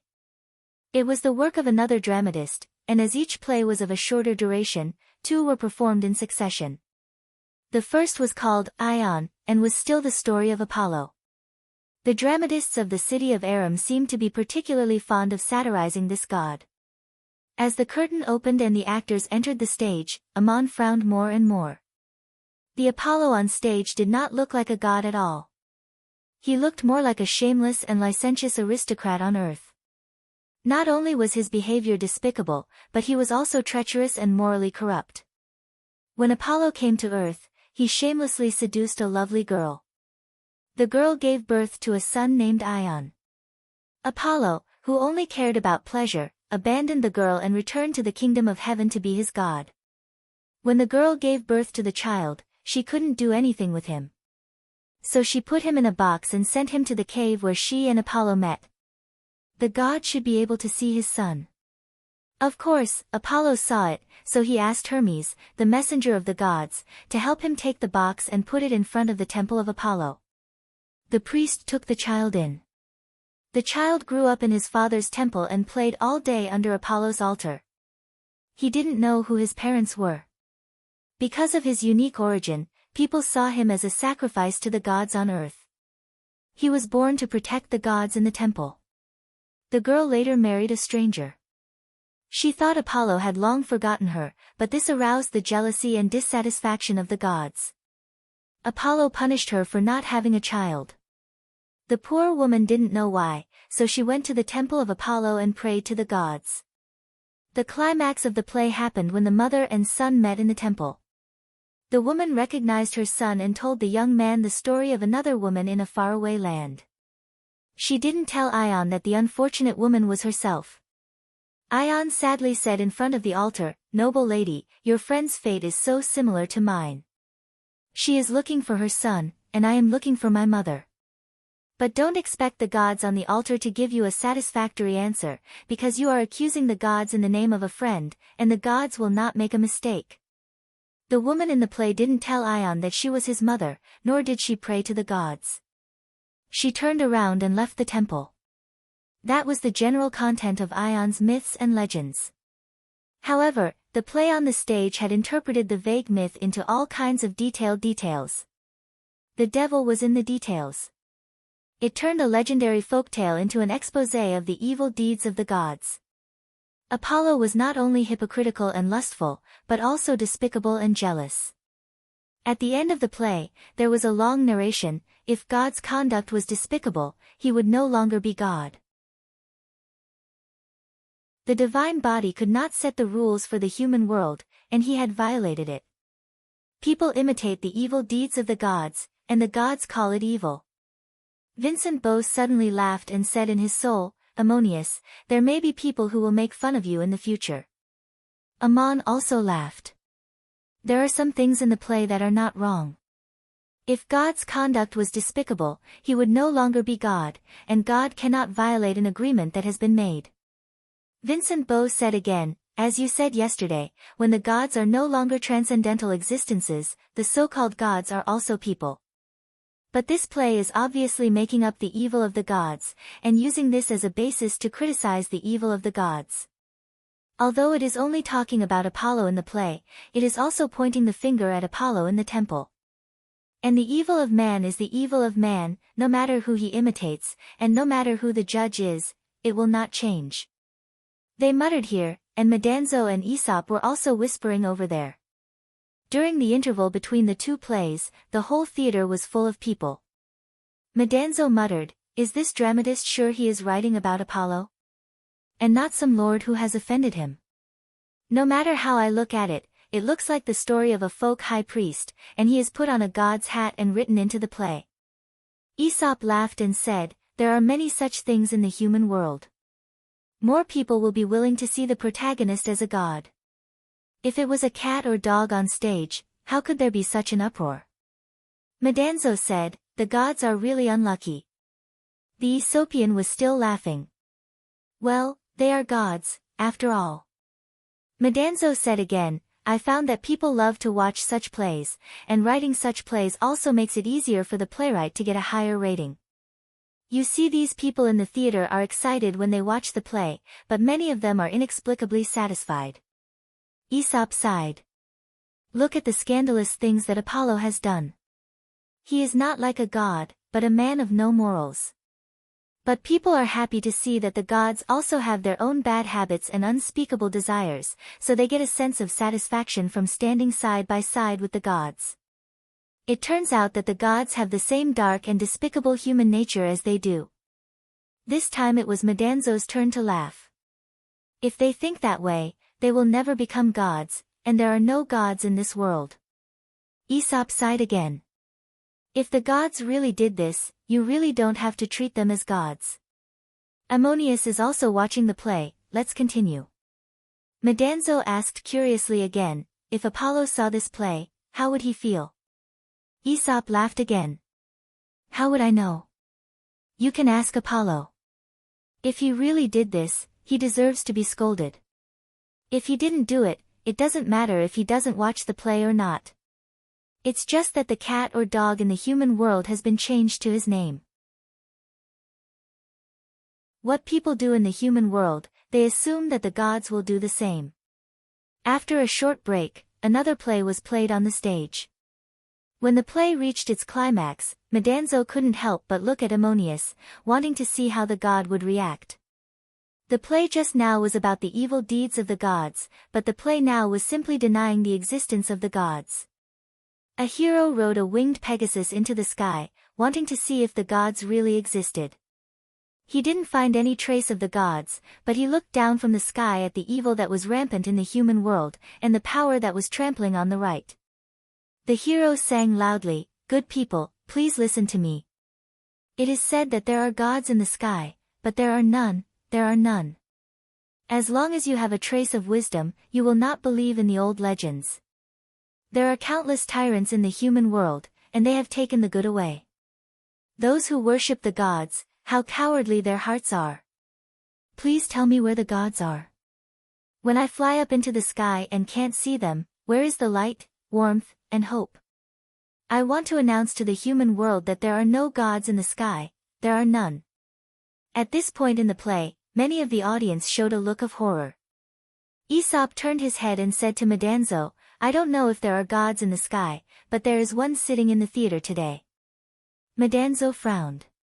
If the playwright really sees the world like this, then there are no gods in the world he sees, and the gods are sitting in the audience watching the play he wrote. Aesop sighed. The hero who flies up to the clouds can announce that there are no gods in the sky, but when he cries out, is he also examining his heart? Where is the light, kindness, warmth, and hope? In the most crowded part of the theater, Vincent Boss seemed to be deliberately teasing and asked, "Ammonius, what do you think?" Instead of answering directly, Ammon asked, "Vincent Boss, I would like to ask you, how would you feel if the name of Apollo was changed to Immeasurable Light in the first play?" Vincent Boss replied with a smile, "You are asking the wrong person. The great enlightenment that Buddha spoke of is not a god, nor has he ever considered himself a god. Immeasurable light is just a title. The light of the self shines in all directions. It is self-sufficient, has no beginning and no end, is immortal, can come and go, and can give birth to all things. It doesn't matter how it is arranged. Since immeasurable light shines in all directions, immeasurable light cannot be seen." Ammon blinked. "Oh. What about the one I saw in the Syrian desert?" Vincent Boss replied, "The incarnation of fate, just like the one I saw in Yaluan City." "Ammon, I am not immeasurable light." "Vincent Boss, you are a coachman watching the play," Ammon smiled. "I see. Then what about the Buddha you speak of?" Vincent Boss replied, "Enlighten the heart of wisdom and seek retribution." Hearing the Dharma is like seeing Buddha. Practice all the good Dharma, observe the self, and seek perfection. Ammon nodded slightly and said, "Immeasurable light has 3 bodies." Vincent Boss also nodded and said, "Dharmakaya, incarnation, and Sambhogakaya, 3 bodies in one." Ammon stopped talking and entered an ethereal state of meditation. He really became a spectator, silently watching the people in the theater. In his eyes, the play was not only on the stage. Everyone was watching the play on the stage, and at the same time, they had also become the performers of the play on earth, watched by the gods. Ammon sought to prove his current realm. He did not know what this realm should be called, only that the angels called him the one God. Then, above this achievement, was there a higher realm, and if there was, how should he seek to prove it? Aman did not think about it, nor did he have the time to think about it, because he had not yet reached the state where he had all the achievements of the current realm.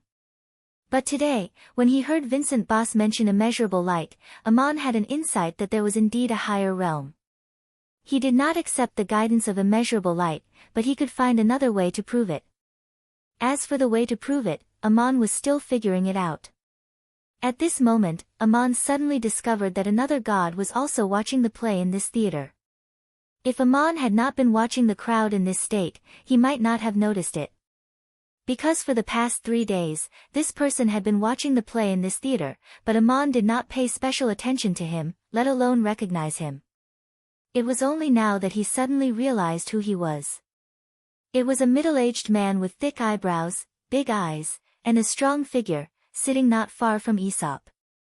In the best position in the theater, he was dressed in a white robe, and there was wine and fruits on a small table in front of his seat. Aman had never seen his appearance before, but there was a mysterious feeling that awakened a familiar mark in his soul. After the death of King Leone of Kabata, Zeus came to Earth in a different identity, and was now sitting in the theater of Yaran City. The actors on the stage had arranged Apollo to look like that, and Zeus would not have any light on his face. In the myths that circulated in the world, Zeus had done many things worse than Apollo in today's play. He was the #1 lecher in heaven and earth, and was simply the #1 perverted thief on earth. Compared to the deeds of Zeus, the things that Apollo did in the play Ion were nothing. The second play that followed was also written by the same playwright. The hero in the play simply rushed to the clouds to curse the gods, and then announced to the world that the gods did not exist. But looking at Zeus' appearance, he was not angry at all. From beginning to end, he was smiling while drinking and eating. He seemed to be enjoying the play, and was simply a bit heartless. Throughout the entire theater, Aesop, Madanzo, Vincent Beau, and Aman all showed a smile, but when the second play reached the climax, only Zeus was smiling, and his expression seemed to say, "Since you said there is no God, then why did you curse the gods? Then why do you have to curse the gods? If all the vices of human nature were bestowed upon the gods, would people be free?" Aman silently observed, and read the meaning of Zeus' smile. Zeus had also become a part of the play in front of him. But did Zeus see Aman? In Zeus' eyes, did Aman also appear in the play? On the second day after Aman entered Yaran City, he wandered around the temple square. Then, he watched the play for 3 more days. In total, he stayed for 5 days. On the morning of the 6th day, he said to Aesop, "We have seen everything that needs to be seen. It's time for us to leave and send you back to your hometown, Medulla."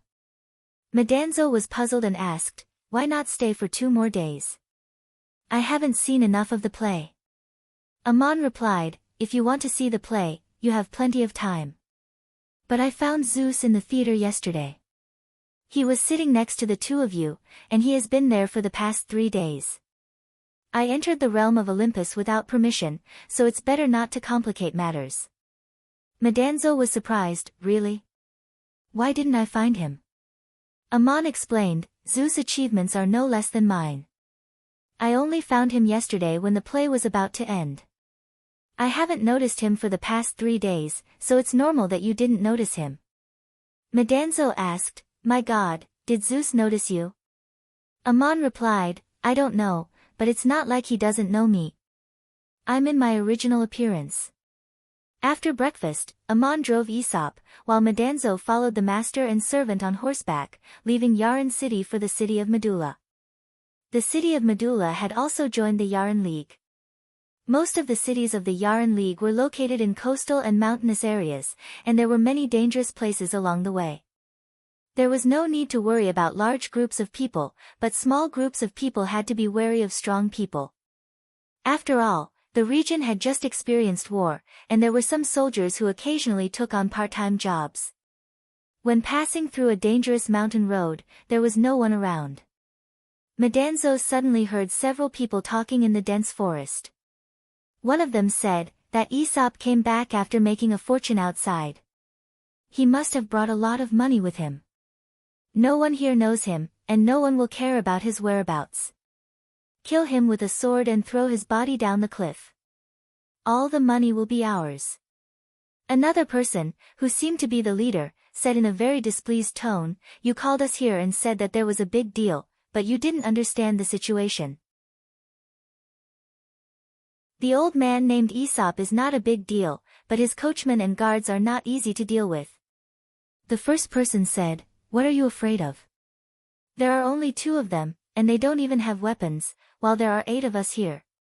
The leader said angrily, "I'm afraid the 8 of us are not enough to deal with the 2 of them. Didn't you notice? The carriage was as stable on the mountain road as if it was on flat ground, and the people in the carriage didn't feel the bumpy at all. How can an ordinary coachman have such skills?" Another person said, "Look at that guard again. His riding skills are so good that he can do whatever he wants. The distance and position between him and the carriage are always the same. It's as if he is taking a stroll. How can an ordinary bodyguard have such skills?" The first person who spoke was surprised. "Are they 2 supreme warriors? How rich is that Aesop? He can make a supreme warrior drive a carriage for him." The leader said again, "How can a supreme warrior drive a carriage? You can't hire one even if you have money. It's a matter of identity. I think the coachman is a very powerful intermediate warrior, but the guard may really be a supreme warrior. We can't do this deal. Let's give up the idea as soon as possible." Someone next to him suddenly said, "I heard that Aesop came from Leng. He has traveled thousands of miles and passed through many war-torn places. If the guard is not capable, he would have been robbed long ago. How can he wait until we arrive?" This was a group of bandits. The informant had set his eyes on Aesop in the city. They were lying in ambush outside the city in an attempt to rob and kill him. However, they came excitedly but regrettably did not dare to make a move. They could only watch the carriage pass through the dense forest. Bandits also had a way of survival. If they jumped out rashly without understanding the situation, they would only become small thieves who died quickly. The carriage had already gone far away. Suddenly, someone in the dense forest exclaimed, "Fire! How can it be on fire? Pants, oh, my pants!" Another person shouted, "It's burning me." He hurriedly threw away the weapon in his hand and then hurriedly reached out to take off his clothes. It turned out that at this moment, the weapons in their hands suddenly turned red, as if they were being burned in a furnace, and their pants were inexplicably on fire. The bandits not only burned their hands, but also their bodies. They threw away their weapons, took off their flaming clothes, and rushed out of the dense forest naked. They were all inexplicably terrified, thinking that they had been punished by the gods. Aesop's carriage had already gone far away. Madanzo rode beside the carriage and laughed. Obviously, he was the one who had just done it. Aesop, who did not know the inside story, asked, "What's so funny?" Madanzo replied, "The weather is so nice and cool." Amon, who was driving the carriage, of course heard the conversation of the bandits in the dense forest. He also knew what Madanzo had done, but he did not pay attention to it. He was only silently thinking about a question. Who was the Zeus he met in the theater yesterday?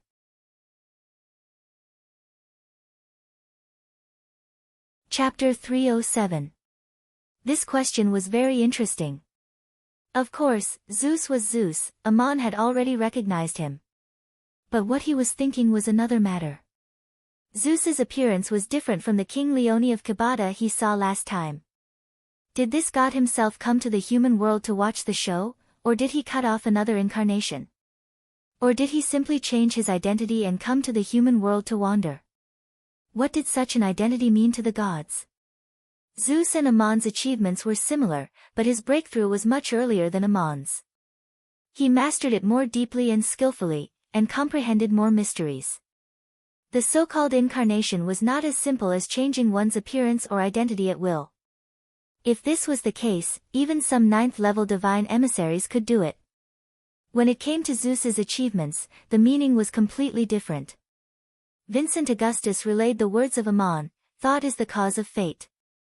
Then for a god like Ammon, the cause of a thought was the cause of the incarnation, and each incarnation was unique, representing the god's vows, thoughts, and experiences that had to be verified by this identity. In the myths and legends of the kingdom of Hellas, Zeus was a playboy in the human world, and it was said that he had many children. The gods were a kind of transcendent existence, and the blood relationship between the gods and the myths of the continent was actually a kind of inheritance between the guide and the guided. But when it came to Zeus, it was a bit puzzling, and it might be true. Ammon thought of Goliath, who was buried. Goliath never married in the Hittite kingdom and lived a quiet life, but if Goliath left behind descendants, it was not impossible. Anu came to the human world in the form of a new soul and became Goliath, which was an attempt to surpass the achievements of the god of creation. It was difficult to say whether this attempt was a success or a failure. Zeus, like Ammon, took a different path. He opened up the kingdom of Olympus, and was able to leave the kingdom of Olympus and come to the human world freely, fusing with the divine kingdom of the god of creation. So far, the path that Ammon sought was not significantly different from that of Zeus. But the Olympian god seemed to be very involved in the world. This Zeus came to the human world again and again, sometimes as the god himself and sometimes as an incarnation. What kind of existence did a god like Zeus come to the human world? What kind of existence did he seek, and what kind of method did he use? These were the questions that Ammon was thinking about on the way. He himself was also walking in the human world as a driver. While pondering, Ammon drove the carriage into the city of Mytilai, which was one of the oldest cities in the Hellas kingdom. It was once the birthplace of civilization and the economic and commercial center of the Hellas peninsula. But after the Hippo War, its importance had been replaced by the city of Yelon. Aesop entered the once familiar city. 60 years had passed, and he did not recognize many places, but the city was still the outline of the city. He had Ammon drive the carriage to a mansion. He lifted the curtain and got off the carriage, sighing, "This old mansion has been repaired, but it is still the same building. The statue in front of the door is still the same as it was 60 years ago." The servant who guarded the door came over and asked, "Are you here to visit my master? Why did you stop the carriage here?" Aesop asked, "Who is your master?"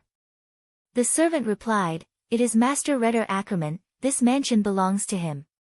But the master is not in the city. He went to the manor outside the city to collect rent." Aesop looked a little excited, but he tried to calm down and asked, "Master Reder Ackerman? Is his father called Ross Ackerman?" The servant replied, somewhat puzzled, "Yes, I have heard of the name of the master's father." "May I ask how you know, and why are you here?" Aesop pointed to a sign hanging on the courtyard door and asked, "Is Reder Ackerman selling this mansion?" The servant suddenly understood and said, "Are you here to buy a mansion?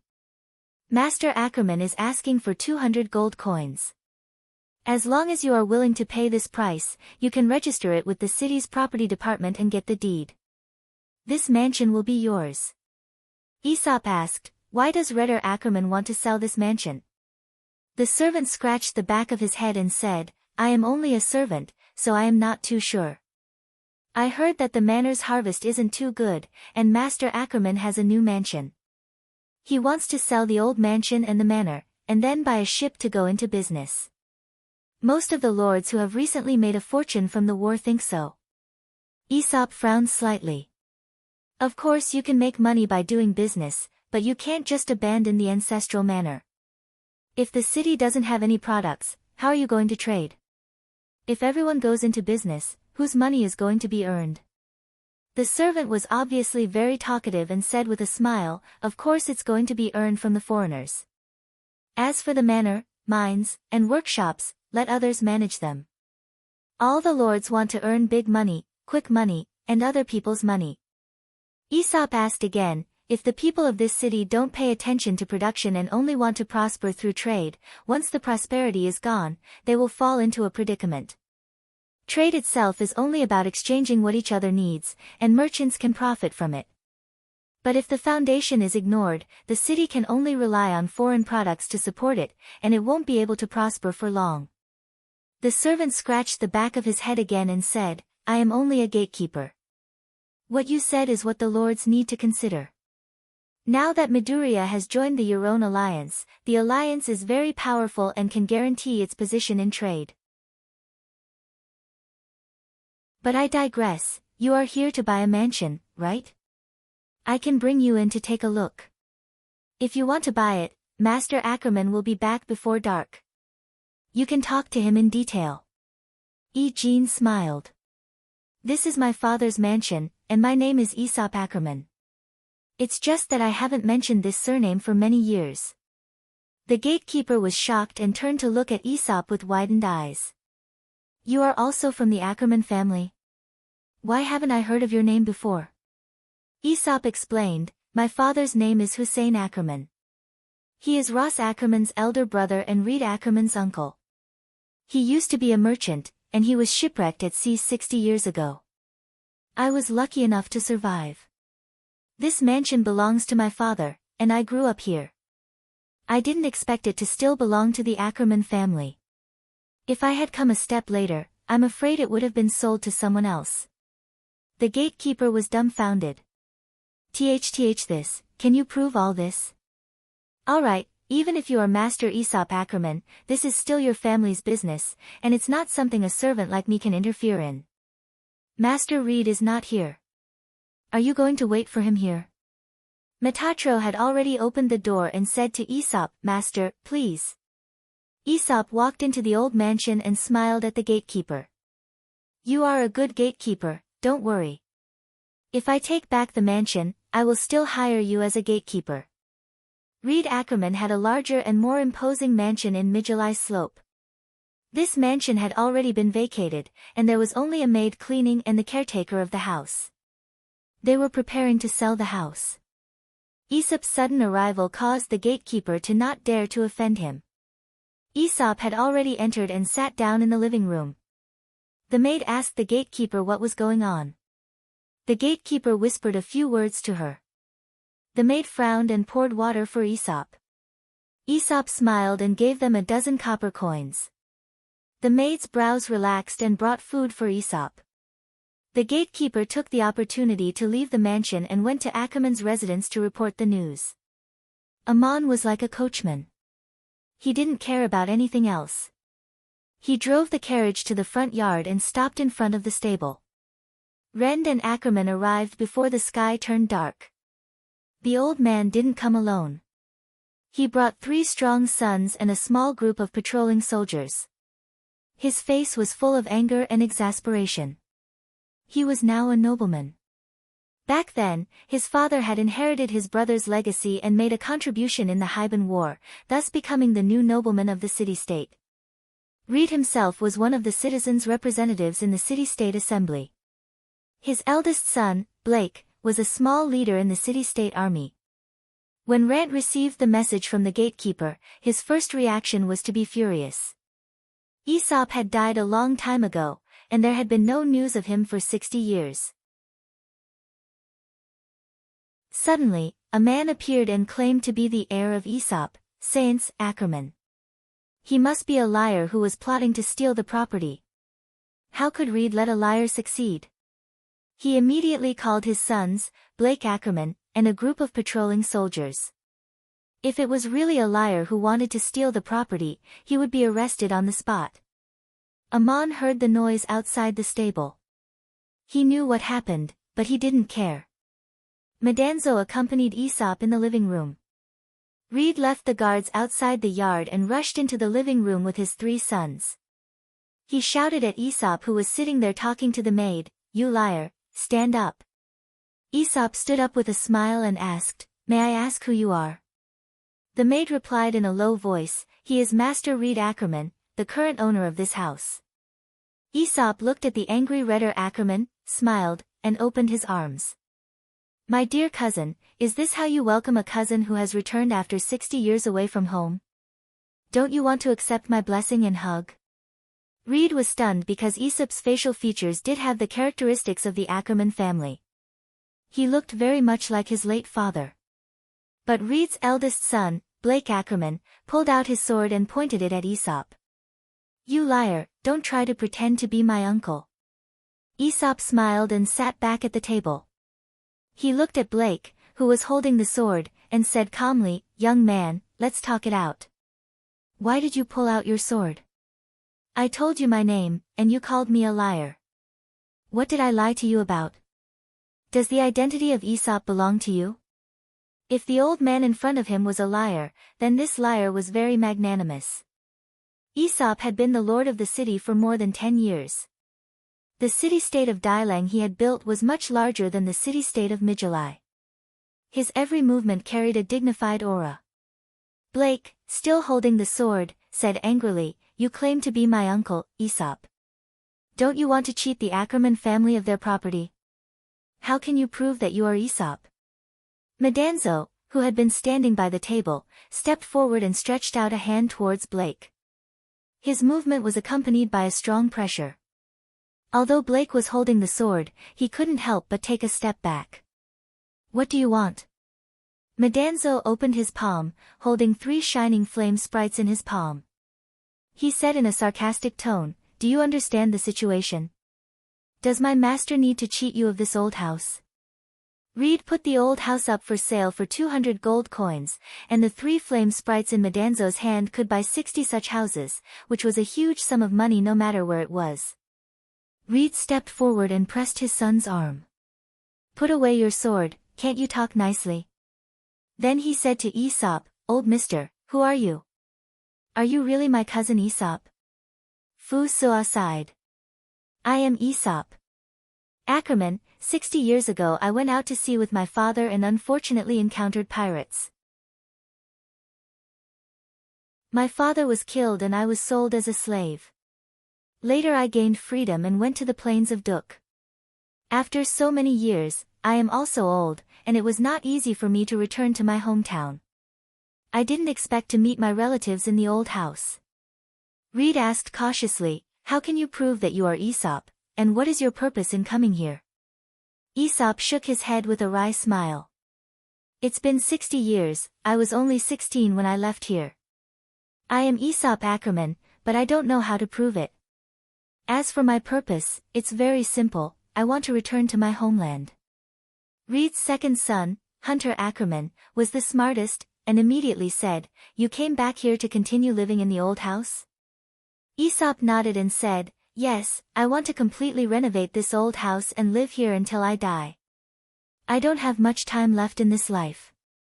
Hunter Ackerman laughed, That's easy. This house is for sale. I wanted to sell it to some other nobles in the city. If you want to live here, you can buy it for 300 gold coins. Whether you can prove your identity or not, you can still fulfill your wish.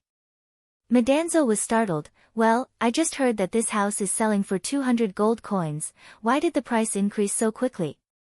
Hunter replied with a smile, The same thing means different things to different people, so the value is also different. Madanzo glared at him, Profiteer. Hunter still smiled, Thank you for the compliment. At this time, Reed cleared his throat and said, Sir, I can't confirm your identity, but you do remind me of my cousin that I haven't seen for many years. Although I know he died at sea, I still hope that you are him. I sympathize with you and understand your thoughts. If you want to live in this house, I can sell it, just like my son suggested. At this time, Reed's youngest son, Ware Ackerman, pulled his father's sleeve and whispered, This old man looks so much like Grandpa. He's so rich, he can't be a liar. Maybe he's my uncle. Why don't we meet first? This sentence suddenly reminded Reed that if the old man in front of him was Aesop, then he must have made a fortune and returned to his homeland. If Aesop didn't have an heir, then his property would still belong to the Ackerman family. It wasn't a big deal to meet a rich cousin, but looking at the current situation, he still wasn't sure of Aesop's intentions. Aesop didn't care what he was thinking, he just sat there and asked Hunter, This is my father's house. When my father and your grandfather separated, the property had already been divided. I am the rightful heir to this mansion, why should I spend money to buy a house that is mine in the first place? Hearing this, Reed became nervous. It seemed that this old man who made a fortune in a foreign land was very stingy. The richer he was, the more money he wanted. This time, it was clear that he was returning to his hometown to take back the inheritance of his ancestors. In addition to this house, Reed also occupied the grange that should have been inherited by Aesop. That was more than 10 times more expensive than the house, so before figuring out the situation, he couldn't easily recognize this relative. Hunter still said with a smile, "Since you're so rich, why do you care about this?" In addition to the house, Old Ackerman also has a grange. It's a good place to retire. If you want to find the feeling of returning to your homeland, we can part with it and sell you the grange as well. Although you can't prove your identity, you can still fulfill your wish. Aesop shook his head. "This isn't about money, young man. You don't understand the feelings of an old man like me. The reason I'm returning to my homeland is because I was born here. This is where I came to this world, and I'm looking for traces of life. If I buy this house with another identity, it'll be the same as denying my birth. If I deny who I am, then what's the point of returning to my homeland?" Blake's face turned angry again. "Oh, I get it. You insist that you're Aesop Ackerman, and not only do you want to take this house, but you also want to take our grange in the name of Aesop. This city is very law-abiding. The deed of the house and the title deed are now written in my father's name, unless you can prove that they belong to you." Aesop stood up and shook his head. "I'm looking for myself. I don't want to take away your property. You've all misunderstood me, or perhaps you can't understand. Then we'll do as you say. Disputes like this in the city should be submitted to the Citizens' Assembly for arbitration. Until there's a verdict, I'll stay in the inn. The house and grange will still be yours." After saying this, Aesop left with Medanzo, leaving the father and son looking at each other in dismay. Amon had already prepared the carriage and invited Aesop to board it. The guards outside did not know what was going on, and did not receive any orders to stop them. They could only watch as they left. On the way to the inn, Medanzo asked, "Aesop, your relative is quite interesting. He doesn't dare to recognize you." Aesop smiled bitterly and said, "No matter which family it is, no one will easily recognize an heir who disappeared 60 years ago and can't produce any evidence to prove his identity."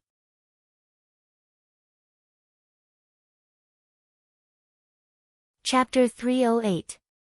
Aesop took the initiative to explain for his relatives. "They don't know if I have an heir or not. Besides, I can't prove my identity, and my background is also very suspicious. The manor and the estate are real property, and they already belong to them. Only the gods know if they are smart or stupid." Amon shrugged his shoulders and said, "I don't know, I'm just a driver." Medanzo said, "If you are rich enough, it's not difficult to buy the manor and the estate. If you do that, I think they will be happy to recognize you as a relative." Aesop asked, "Medanzo, we live in this world, but have you ever considered a question? Who am I? You are Medanzo, but why are you Medanzo? If I do that, I will lose the meaning of searching for my homeland. In fact, I don't mind giving them a lot of money, but why? Let's start by proving my identity. I am Aesop, and I will act as Aesop." Medanzo asked again, "Do you feel a little disappointed to meet such a relative?" Aesop said calmly, "Actually, I am not surprised at all, and I will not be disappointed. They were all nobodies among the masses. They might appear to be unscrupulous, selfish, suspicious, and ridiculous, but their thoughts and practices were very common in the world, and they were also very normal people. Even the dramatists in Yaluan City often described the deities as such. Since that's the case, why can't Aesop's relatives be such nobodies? Why can't my relatives be like that? Their reaction is understandable, and I don't resent them at all. On the contrary, I am grateful to the gods, and grateful to them. When I return to my hometown, I can still see my relatives in the Ackerman family, and the old manor where I grew up and my father's estate are still there." Amon could not help but sigh. "Aesop, you may be the person closest to the gods in this city." Old Ackerman's son, Aesop, had returned after disappearing for 60 years. This incident caused a small uproar in the city of Midgely, and it became a topic of conversation in people's leisure time. Some people said that Aesop had made a fortune outside, but he still wanted to take back the manor and house that his ancestors should have inherited. There were also people who said that the foreigner was not Aesop, but that he had heard about old Ackerman's family and pretended to be Aesop, who had just returned with a fortune in an attempt to swindle people. Aesop lived in an inn with a coachman and a guard. Anyone who saw him would say that he looked like someone from the Ackerman family. Perhaps he really was Aesop Ackerman. Some people began to discuss again. Since Aesop had made a fortune, why did he still want to take back the assets that his cousin's family had been operating for 60 years? Ritter Ackerman could be considered to have done well to keep the assets. After so many years of war, if it was someone else, the manor would have been long gone.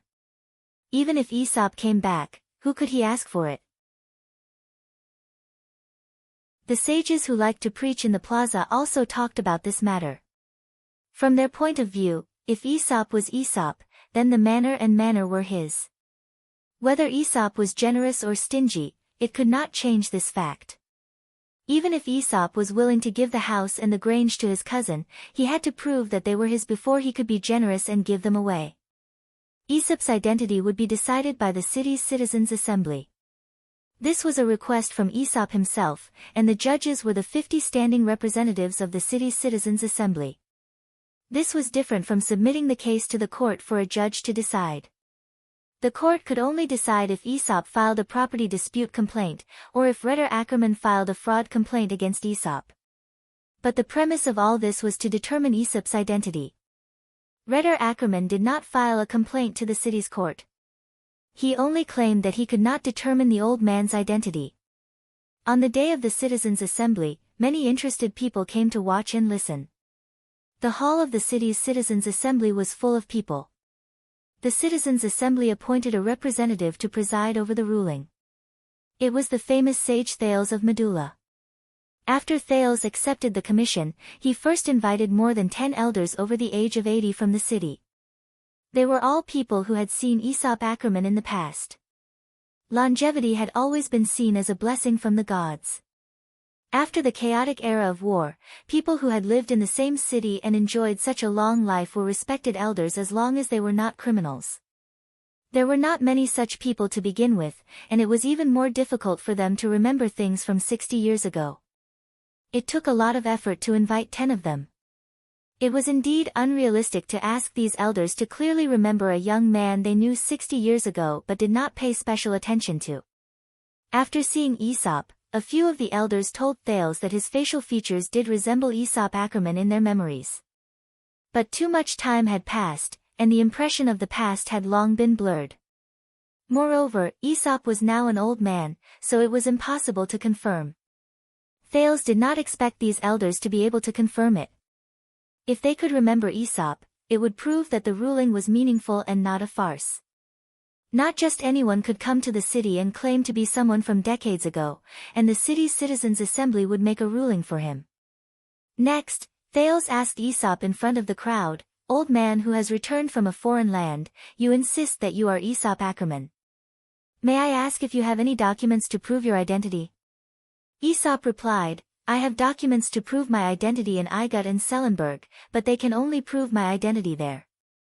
They are meaningless to this ruling. Such documents can only be signed by the Citizens' Assembly of Medulla, which means that I can only have them after this ruling is over. The documents from back then are long gone.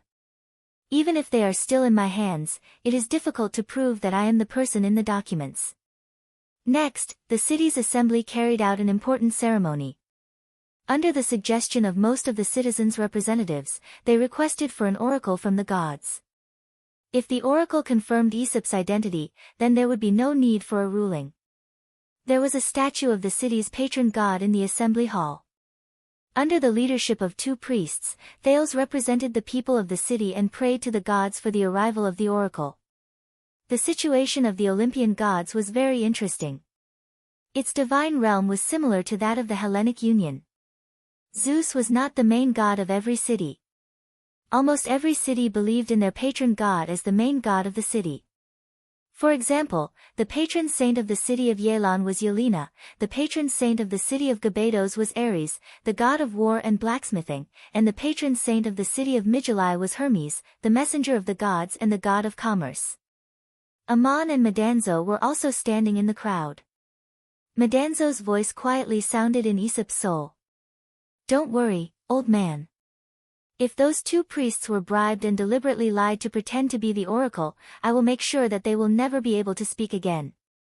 Aesop was not worried about this. He just watched silently. Ordinary priests would not lie in this kind of situation. If they really believed in the gods, how much would it take for them to betray the gods in public? Amon was very interested in this.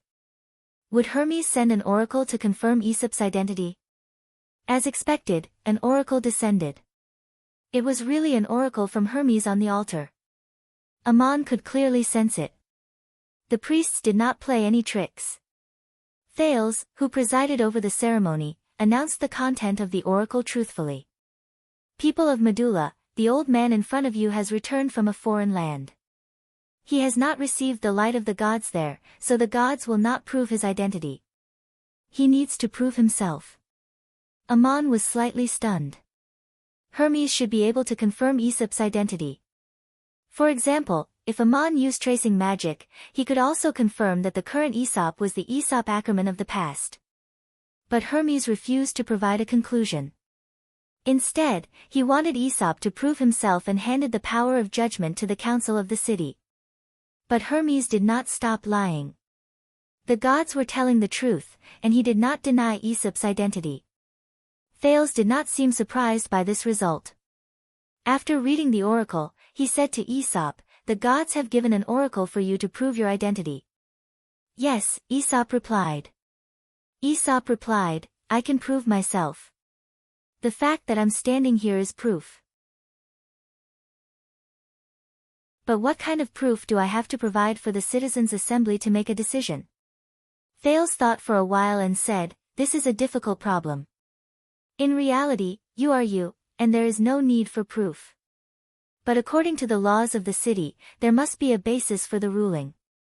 There should be 3 such bases: the mark left by your previous identity, the memories awakened by your past experiences, and the traces of your homeland." Aesop nodded and said, "That should be the case. Then I will go through them one by one. First, please look at this mark carefully." He stretched out an arm and rolled up his sleeve.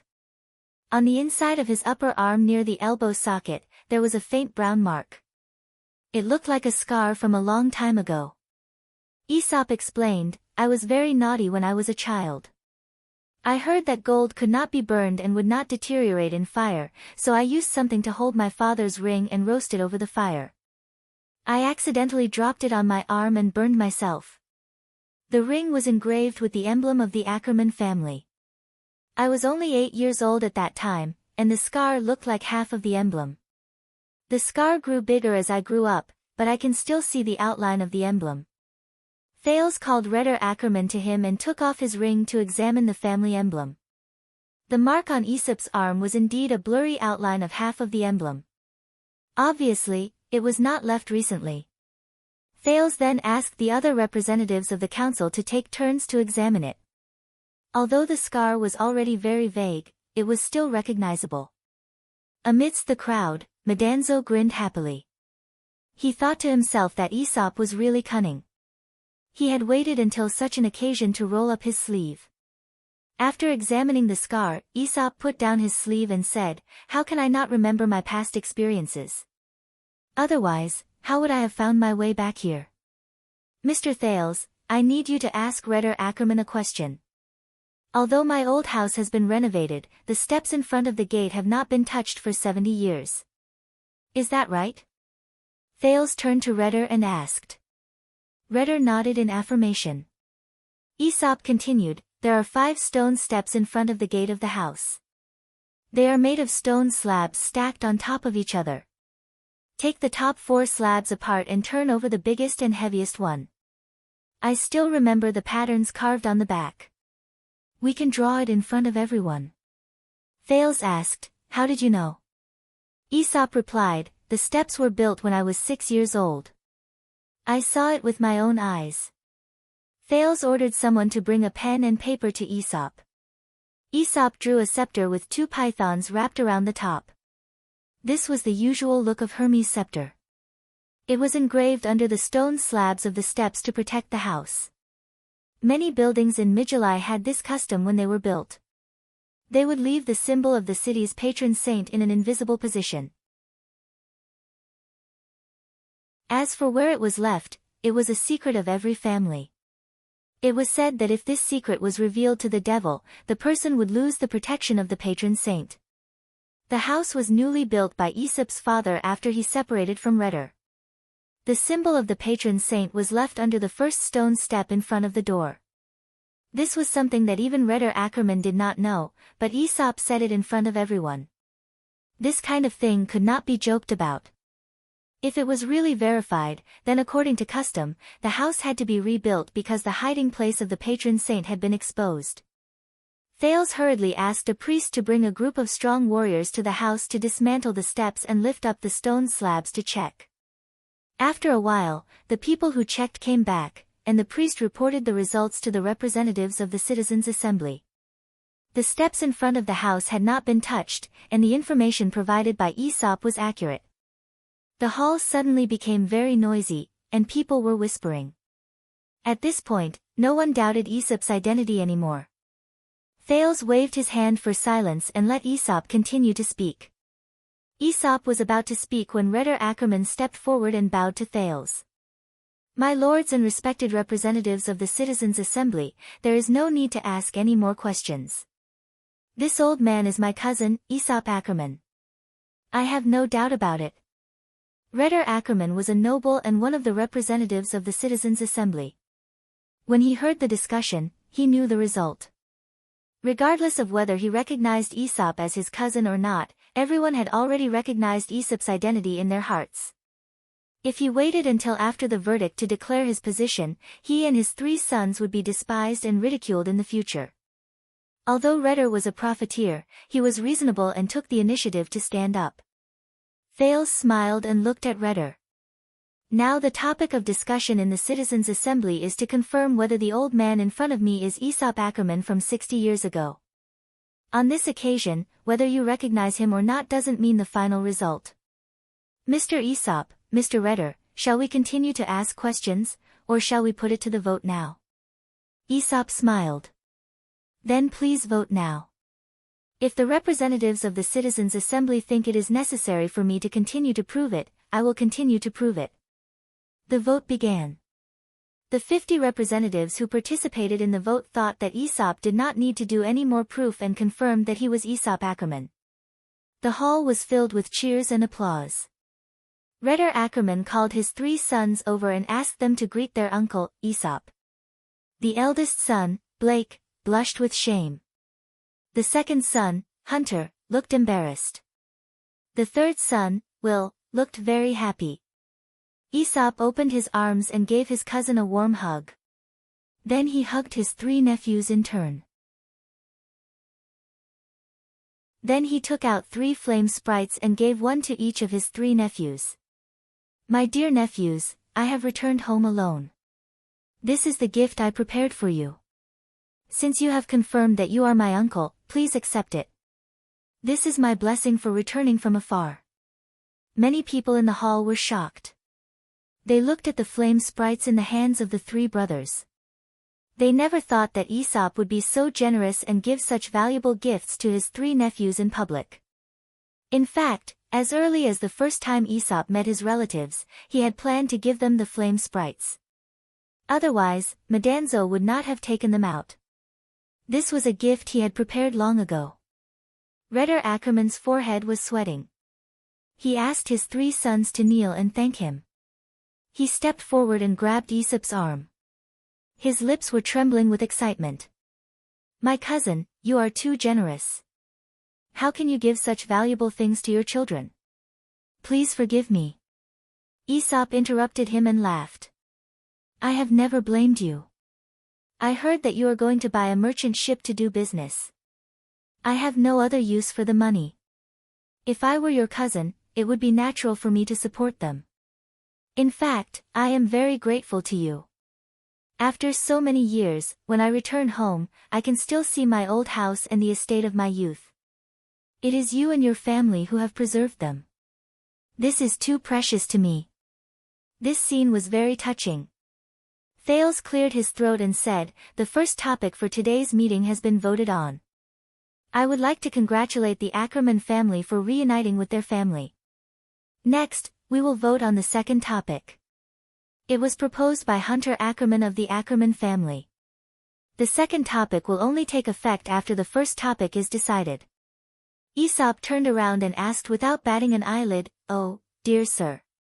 Is there a second topic for today?" Thales replied helplessly, "Yes, the second topic is also related to you. The Citizens' Assembly of the city-state unanimously ruled that you are Aesop Ackerman, the son of Signs Ackerman. The house and estate left behind by Mr. Signs Ackerman should belong to you. This was determined at the same time the ruling was made. Your nephew, Hunter Ackerman, has raised another issue and requested to make another decision based on this ruling." Before Thales could finish, Hunter Ackerman stood up with his face flushed. He opened his arms and said loudly, "Dear representatives of the Citizens' Assembly, please forgive me for my rudeness. I withdraw my proposal."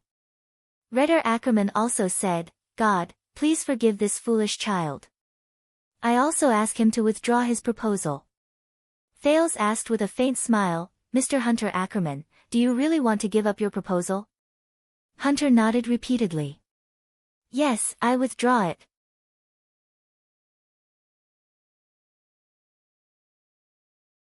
Chapter 309. 290, The Ordinary World. What was Hunter Ackerman's proposal?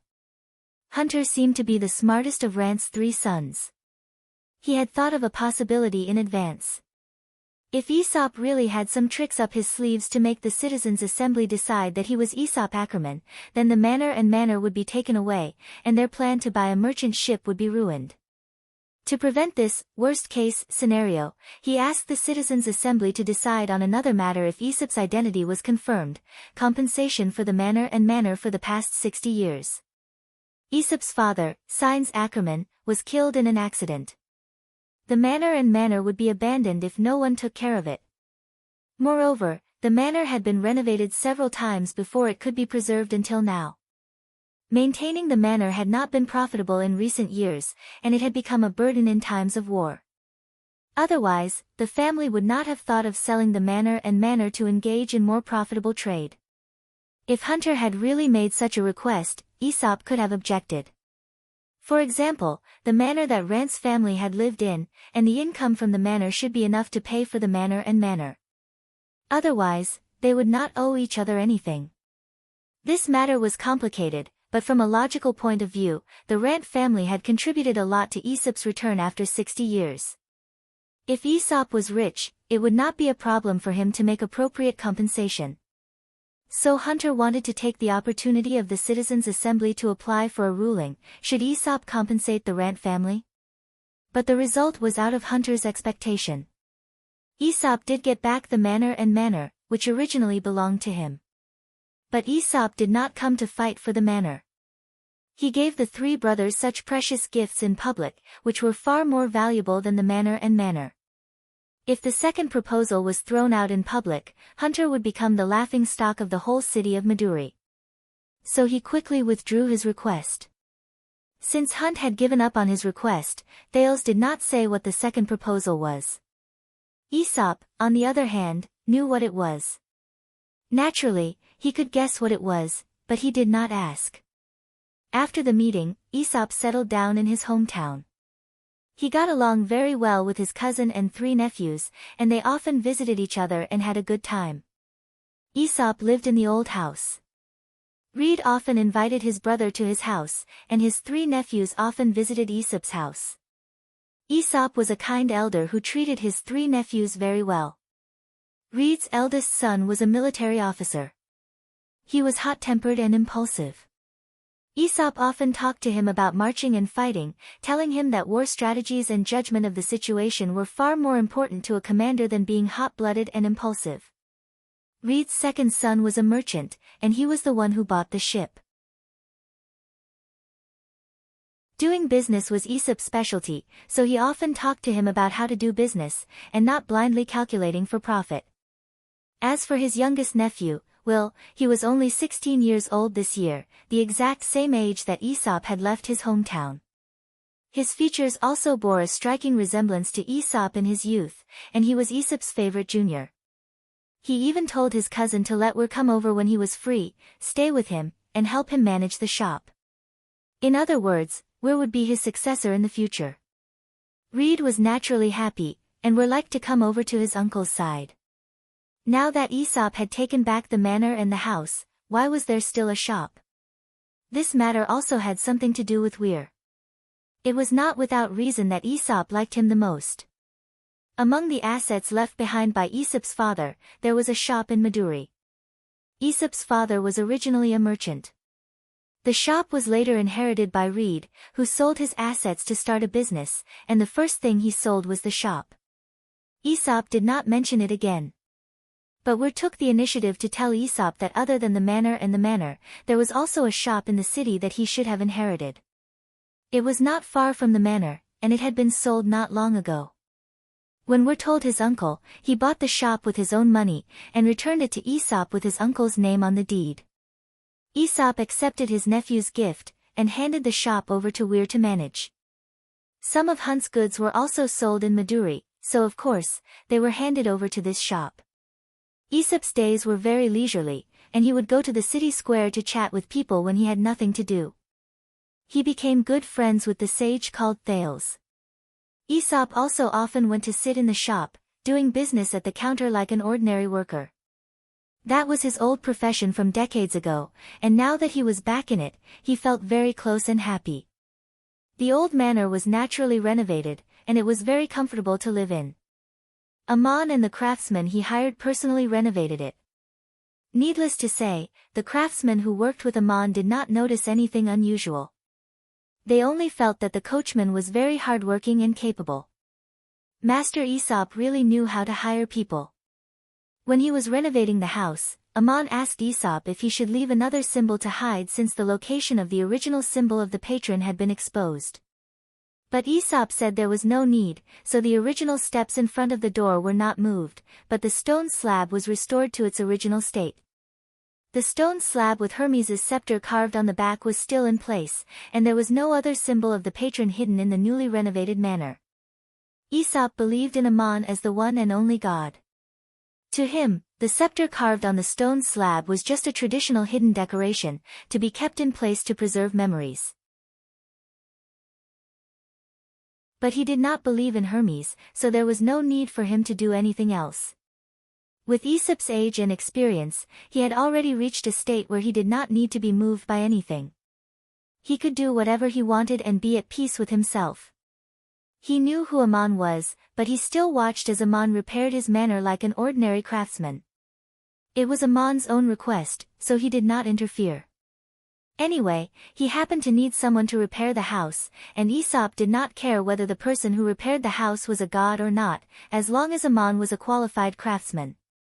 If someone in the know saw this scene, they might think that Aesop was being disrespectful to the god, but Aesop knew very well how to get along with this god. Amon must have come to the human world to seek proof, and since he did so, it was the process of seeking proof. Aesop did not know what he could do for the god, but this was his help to the god. After the house was repaired, Aesop did not need to take a carriage to live in the city, and Amon, the coachman, was unemployed. But he made another request to Aesop, hoping to take care of the manor. Aesop asked in private, "My god, why do you want to take care of my manor?" Amon smiled and said, "It seems that I was destined to be a blacksmith and a miner since I was born. If it had not been for the changes later, I might have been one for the rest of my life. But later, I became a hunter in the mountains, a guard of the temple, a general commanding the army, and your driver, but I have never been a farmer." Aesop did not say anything more and directly handed over the management of the farm to Amon. He only told Amon how he wanted to run the farm and what crops he wanted to grow. In the eyes of others, Aesop treated his old partner who had returned to his hometown with great generosity and trust. When he did not need a coachman, he handed the farm over to Ammon.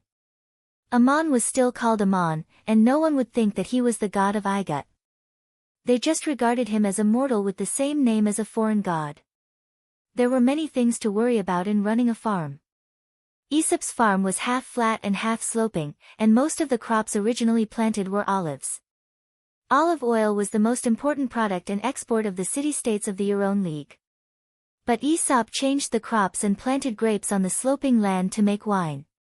He even built his own wine cellar on the farm and planted wheat on the flat land. The fertile plains near the city-state of Migilai were limited, and the yield of wheat on many lands was not high. People would rather import wheat than grow their own, but Aesop did the opposite. It would take at least a year or two to see a good harvest if he changed the crops. Medanzo also asked Ammon in private, "My god, you escorted Aesop back to his homeland and now fulfill his wish. Do you want to accompany Aesop to the end of his life by staying here?" Ammon shook his head and said, "This is not for Aesop. He has the company of his family in his hometown and is living a good life. This is what he wants, not what the gods have given him. Without me, he could have hired better farmers to take care of the grange. As the god he believes in, there is no need for me to stay here. Even if I am far away in heaven, I can still hear his prayers and calls. I came to the human world to seek my own confirmation. I am here to deal with people and observe what they think. Everything is done by me and happens naturally. This is not the same as looking at the human world from heaven. The experience along the way, including the drama we saw in Yaluan City and what Aesop did, are all inspiring me." Since Ammon said so, Medanzo naturally stayed in Aesop's house. Gods and level 9 oracles would not care about a year or two. In the eyes of others, Medanzo and Ammon were both followers that Aesop brought back to his hometown. Medanzo was a handsome and majestic warrior. To be able to escort Aesop all the way back to Medulla, he was obviously not weak. He might even be a supreme warrior.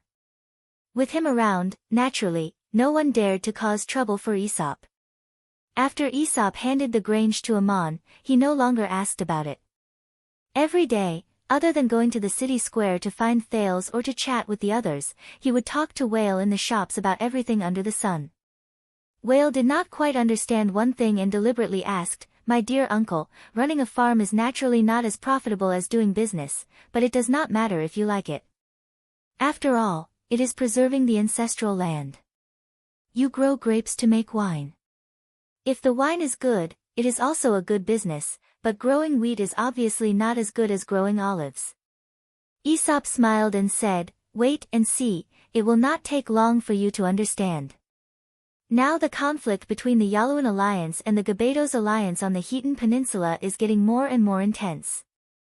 The Kingdom of Macedonia in the north is rising, and the Potsdam Empire is still unwilling to accept defeat. In this situation, can the Yaluan alliance maintain its position as the hegemon of trade for a long time? Once the sea lines of communication are cut off, or the focus of trade shifts, what will happen to the Medulla city, which lacks products? When your second brother does business, whose money can he make? Everyone is growing olives. If the olive oil cannot be shipped out because of the war, what will the result be? I have talked to your brother about the recent strategic situation, mainly military, but I am still the owner of the grange, and naturally have my own considerations. While Aesop was talking to his nephew, a young man walked into the shop.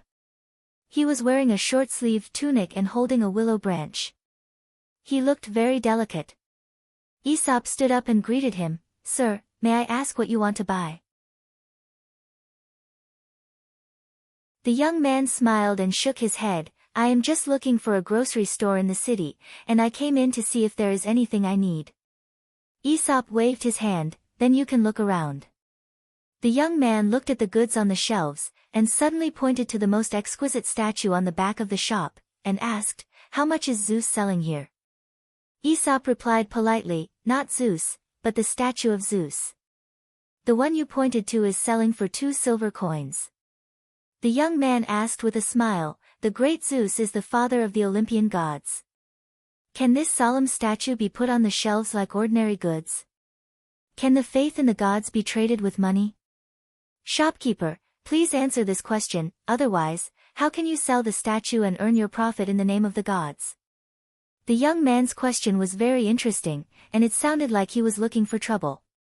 But this was the territory of the Euron League, and there were often all kinds of sages or wise men having similar debates in the city's temple square, so Aesop was not surprised. It seemed that the young man was a wandering sage who was passing by, and he was asking the shopkeeper who sold the statue. Aesop replied unhurriedly, I have been to many countries in the continent, such as Igut, where statues cannot be sold openly, or it will be regarded as a blasphemy against the gods. But the statue did not fall from the sky, and if the government or the people wanted to build a statue, they had to hire craftsmen to carve and paint it, and this would be paid.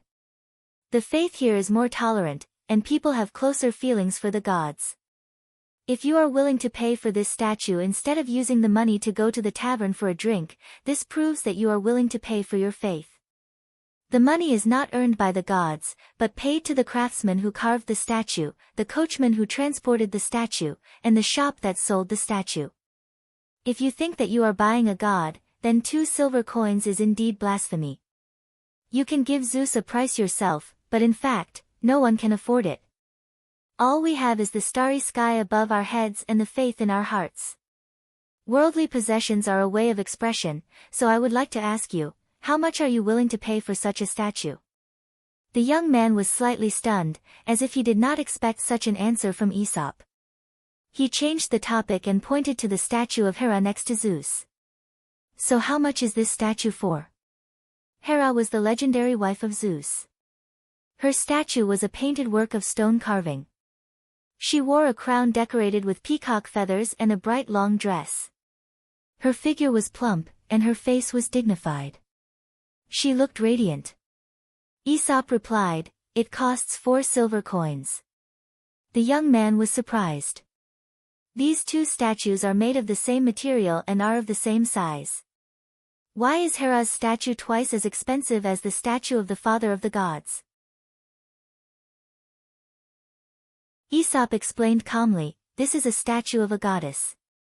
The crown and clothes are much more complicated, and the craftsmen have to spend twice as much time to carve it carefully. If they are not careful, they can easily damage it, so the whole stone will be useless. That's why it is more expensive. The young man nodded, then pointed to the bottom of the wooden shelf and asked, then the statue of Hermes, the patron of the city of Medusa and also the patron of merchants, is about the same size as the previous 2 statues. The carving is also very beautiful. I like it very much. How much are you going to sell it for? At this moment, Amon's voice suddenly sounded in Aesop's soul. The young man in front of you is the god Hermes himself. He came from Olympus, and he came directly from the altar of the city's temple. Amon was far away in the vineyard, but he noticed the situation and secretly reminded Aesop. Aesop did not show any strange expression when he heard Amon's voice. He said calmly to Hermes, are you talking about this statue? If you pay 6 silver coins for the 2 statues just now, this will be a bonus, and the shop will give you a discount. Hermes' smile froze for a moment, and then he asked, I think this statue is not bad. Aren't you going to sell it for more? Aesop was still smiling.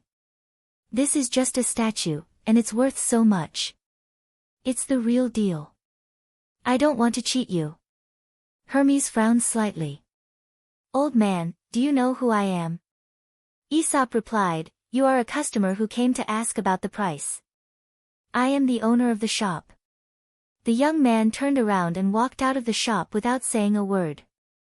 Will, who had been standing at the side, felt a little strange.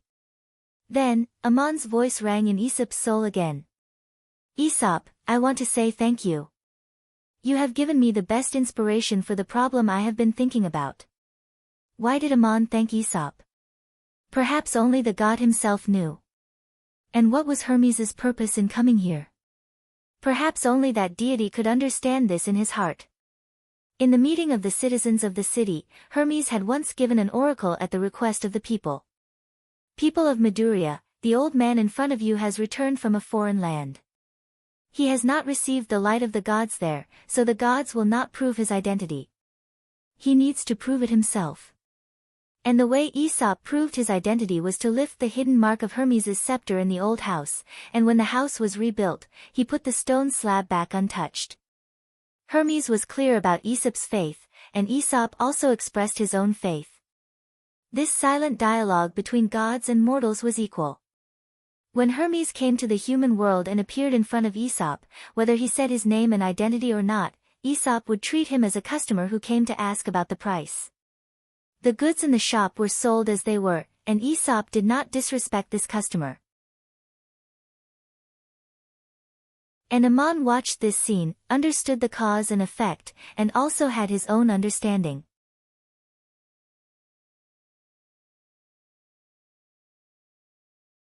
Chapter 310. After the end of the Hyban War, the city of Euron was established, and the Euron alliance dominated the sea. There were constant conflicts with the Kabata alliance established by the city of Kabbalah, and the frictions and battles increased in scale. In the eyes of Ammon, who was once a general of the Empire of Igut and the commander-in-chief of the battlefield, the war on the Khitan Peninsula was somewhat comical. Sometimes it was like a competitive game. Although war was always accompanied by casualties, the casualty rate of the city-state conflicts was much lower than that of the battlefields of other countries in the continent, and surrender was a common occurrence. The Khitan Peninsula lacked large open plains, and the scale of each city-state was relatively small. Therefore, the popular chariot formations in the continent were very rare, and the city-state armies were mainly infantry. There were also heavy cavalry, but the cavalry equipment was more expensive. Basically, it was composed of noble warriors, and they were also the main force of the charge in battle, followed by a swarm of infantry. In small-scale battles between city-states, the charging and killing of noble warriors and individual combat often became the main factors that determined the outcome, and the momentum of both sides also determined the morale. Once the battle line collapsed, in most cases, they would not pledge to fight to the death, but would choose to surrender when the opportunity arose. The winning side usually would not be ruthless. This kind of battle was very much like the wrestling in the legend of the Age of Heroes, where the losing side surrendered to the winning side. After a period of time, there would be changes in the alliance or the balance of power between the city-states, and new conflicts would occur. Therefore, the situation between the city-states on the Khitan Peninsula was very chaotic, and the sphere of influence controlled by the Kabata alliance and the Euron alliance was constantly changing. How could such a military organization defeat the invasion of the Pot's army?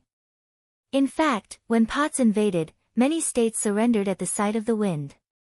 It was Euron and Gabados who united the city-states and used logistics and terrain advantages to fight a protracted war of attrition with the Pot's army that attacked from afar. The key to deciding the outcome was the powerful navy of the city of Euron and the well-trained Kabata warriors. The Euron people were proficient in naval warfare, and the Kabata warriors had a heavy battle formation. After the retreat of the Pot's army, the Khitan Peninsula fell into a period of low-intensity but frequent civil war, which was also the period of the most intense social class division. The composition of the residents of the Khitan Peninsula was complex, including nobles and citizens. Of course, the nobles also enjoyed citizenship. Citizens and commoners weren't the same concept. Instead, they were adult men who enjoyed the political power of a city. During the period of the city-state alliance's struggle for hegemony, more and more free citizens lost their land and citizenship due to various reasons. In order to make a living, these free people didn't have many choices. During the chaos of war, they would become mercenaries, helping whoever paid them to fight, regardless of who the opponent was. Under such circumstances, the wars between many city-states were resolved by conquest or surrender, rather than life-and-death battles. When there was no war, those who had lost their land would have nothing to do, and would often go to various merchants or farms to find temporary work. There were many such people outside Ammon's manor. Early in the morning, Ammon came to the road outside the vineyard. He shouted, "People who have nothing to do, who can help me with the work in the vineyard?" Soon, people gathered around and asked, "Do you need temporary workers? How much do you pay?" Ammon stretched out a finger, and gave a surprisingly generous reward, "Work until sunset, and each person will be paid a silver coin." Many people happily entered the vineyard and began to work. When the sun was high up in the sky, Aman was still standing at the vineyard's entrance hiring people. Someone came to ask for their wages, and he once again gave a silver coin. Even more people entered the vineyard and began to get busy. At noon, Aman was still standing in front of the vineyard hiring people, and workers continuously entered the vineyard. Until the afternoon, Aman was still standing in front of the vineyard, and he still gave a silver coin. The vineyard was bustling with activity, and when the sun set, the workers came out one after another. Aman was still standing in front of the vineyard, and his feet hadn't moved since sunrise. Every worker who walked out of the vineyard was paid a silver coin. The workers who entered the vineyard early in the morning shouted unhappily, "This isn't fair. We worked under the hot sun all day, and the workers who came in the afternoon only worked for a short while. Why do we get the same pay?" Aman replied, "Because I promised them that their wages would be 1 silver coin. I have to keep my promise." The workers who entered the vineyard in the morning shouted again, "But we did more work than them, and we should be paid more." Aman said again, "But you also promised me that the wages would be 1 silver coin, and you have to keep your promise." Some people still wanted to argue, but at this time, the majestic Madanzo rode over on a tall horse, and it seemed that he didn't come with good intentions. Everyone received their wages and quickly dispersed. Madanzo dismounted and saluted Aman. Aman smiled and said, "Madanzo, you came at the right time. Otherwise, I'm afraid I would have been beaten. Why don't you evaluate this matter and see if I did the right thing?" Madanzo blinked his eyes and said, "My God, what you just said is completely correct, but no farm owner would do something like this. What is your motive?" Aman fell into deep thought. After a while, he replied, "I was just creating some trouble to see how people would react." "You have done nothing wrong," said Metatro. "You have given these idlers a chance to work, to be paid far more handsomely than the work itself, and at the same time you have shown your commitment and generosity to the laborers." Aman smiled and said, "But I didn't do anything right either. The world has its own logic, and human nature has its own characteristics. If I come back tomorrow morning, I'm afraid I won't be able to hire anyone." Aman's prediction was right. When he arrived at the vineyard early the next morning, there were many people loitering around, but no one was willing to enter the vineyard to work. Aman called out, "People who have nothing to do under the sun, why don't you work? Is there no one to hire you? Then come and work for me. If you work until sunset, I will pay you a silver coin." However, no one came over. Everyone was waiting. A few newcomers who didn't know what was going on wanted to accept the offer when they heard that the pay was so generous. However, they were whispered into the ears of the people next to them, so they stopped in their tracks. Even if someone wanted to enter the vineyard, it wouldn't be good for them to do so under such circumstances. Otherwise, they would be laughed at for being stupid. The people kept waiting, and waiting. They wanted to wait until sunset in the afternoon. But after noon, Aman turned around and walked into the vineyard. He didn't come out until sunset. In the afternoon, there was already a group of people surrounding the entrance of the vineyard, shouting, "We want to work in the vineyard. Where's that Aman guy?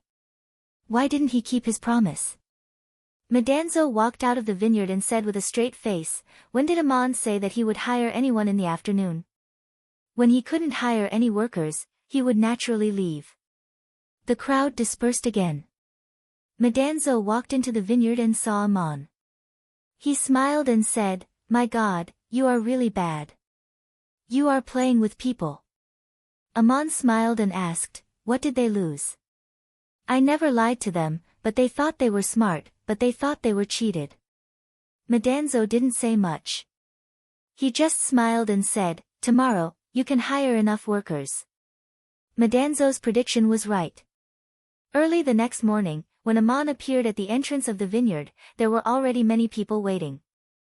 Aman still said that he was willing to hire them until sunset, and the pay was a silver coin. On this day, all the work in the vineyard was done. When the workers left, Madanzo asked Aman, "My God, I want to know what you think about these 3 days. Aman said in a low voice, "People can't blame me, but in the past 3 days, what I've done doesn't conform to common sense. It only shows my free will. People make choices based on their reactions and feelings. When people are used to the so-called human nature, they often ignore the simplest thinking. When they make a choice, what is the most fundamental purpose?" This was the story of Aman in the vineyard. People saw him as a stubborn eccentric, but his boss, Aesop, was very lenient towards him. The situation on the Khitan Peninsula was just as Aesop predicted. The Euron League launched a naval expedition, but lost to Gabados on land. The trade routes between them and many city-states were cut off, and they lost their position as the economic hegemon. The city-state of Maduria was also affected more and more seriously. This winter seemed to be especially cold, and how the merchants got out of their predicament became the hottest topic in the city-state. Aesop became good friends with the sage Thales of Maduria. Thales often preached his views on all things in the city square. He had 2 famous sayings. One was, "Water is the source of all things." He told people that the changes of water, air, and ice also existed in all things in the world, and that the world we see is made of matter. His other famous saying was, "All things have a God. Whether you understand it or not, everything in the world exists for a reason and a way." Thales was very knowledgeable, and had traveled to many countries in the continent. He taught people all kinds of knowledge in the square. For example, he once told the craftsmen how to measure a height that a ladder could not reach. They could use a ruler to measure the length of the shadow on the ground, and calculate it according to the same ratio. He also explained the astronomical calendar to the people. The content was very complicated and profound, and not many people could understand it. However, he claimed that this knowledge was very useful, and he even predicted the occurrence of solar eclipses. Thus, someone questioned Thales, "Most of the people in Maduria are merchants. Even if they are not merchants, they are still merchants' assistants. Everyone is interested in making money. What's the use of your so-called knowledge if you can't make more money? As for whether the solar eclipses in the sky will happen or not, that's the business of the gods." After hearing this, Thales said to Aesop, "In that case, I have a business to do. Are you willing to cooperate with me? If you are willing to invest, I will give you half of the profits." Aesop laughed and replied, "I am very willing. However much capital you need, you can take it." A kind-hearted person next to him advised, "How can you believe in such a scholar who only knows how to talk? He is indeed very knowledgeable, but how can he do business?" Aesop smiled and did not say anything. During the winter, Aesop invested in Thales, and Thales used this money to rent many olive oil presses. At that time, no one argued with Thales. They all thought that this matter was inexplicable, and waited to see Thales and Aesop make a fool of themselves. Thales, who was proficient in astronomical phenomena, predicted that the next year, the mountains near the city would have a bumper harvest of olives. Due to the impact of the war, these olives were difficult to transport. Fresh olives could not be stored for a long time, and had to be pressed into oil as soon as possible. Olive oil had always been one of the most important exports of the Euron alliance. Even if trade was temporarily blocked, the merchants would store it and sell it in the future. Thales thus earned a large sum of money. He did not need to operate the oil presses himself, nor did he need to hire people to do it. He could easily rent out all the oil presses at a higher price. This sage said to the people in the city's plaza, "Knowledge is wealth, and the so-called wealth is not only what you see. It is not that my knowledge cannot be used to make money, but that is not what I seek." Aesop also made a fortune in silence, following Thales to earn a large sum of money. Aman, from beginning to end, also paid attention to these matters. Another autumn arrived. The products of the city could not be shipped out in time, and the import of goods from the outside world was also blocked. The price of wheat and wine produced in Aesop's fields soared. Not only did this old man earn a lot of money, but he also used facts to prove his warning to the merchants of the city. Aman had already stayed in Midgely for a year, and as a farmer, he welcomed the harvest season. When the grapes ripened, he needed to hire temporary workers to harvest them. One day, he arrived outside the vineyard. Before he could even shout, someone came over and asked, "Ammonius, do you want to hire someone to harvest the grapes? How much will you pay me if I help you pick all the grapes in your garden?" Ammon was slightly startled. He had seen this person in the theater in Yaran City. It was Zeus who walked the mortal world. The one who was supposed to come was finally here. Ever since Hermes appeared in front of Aesop's shop, he had expected this day to come. Zeus called him Ammonius instead of Ammon, which was equivalent to revealing his identity. When Zeus spoke, Ammon confirmed one thing. The man in front of him was Zeus himself, who had come directly from Olympus to the human world, not an avatar. Ammon replied with a smile, "Zeus, if you are willing to accept my employment and complete all the work, I can pay you a parangon." Zeus walked into the vineyard, but Ammon was still standing at the entrance.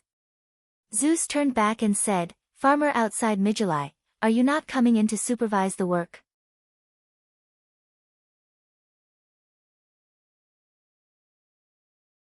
Chapter 3:11. Upon hearing this, Zeus chuckled. "All right then, you pay up." In the blink of an eye, all the grapes had been harvested.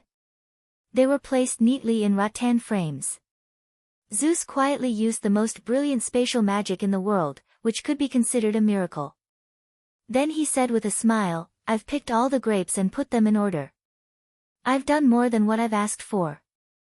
As the employer, will you thank me?" Ammon smiled bitterly. "What would you like to thank me in return?" "Zeus, I heard that a god came to Medley and planted grapes with his own hands. He even built his own wine cellar to make wine, but the gods of Olympus have never smelled the aroma of wine. I am very curious and would like to taste the wine here." "Ammon, how did you notice my wine cellar?" "Zeus, actually, it's not that I noticed you. Of all the vineyards on the entire Hetan Peninsula, yours is the only one that does not offer sacrifices to the god of wine during harvest season. Dionysus was very surprised and wanted to come and see, but I found you here, so I came in person." Ammon nodded. "I see. Medanzo, sing." Medanzo was in the vineyard when he suddenly heard Ammon's words.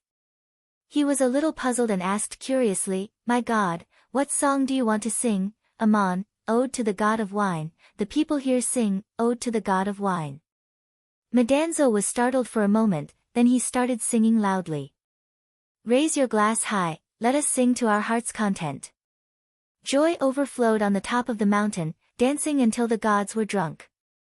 The fine wine flowed like a red river, sweeping away all his worries.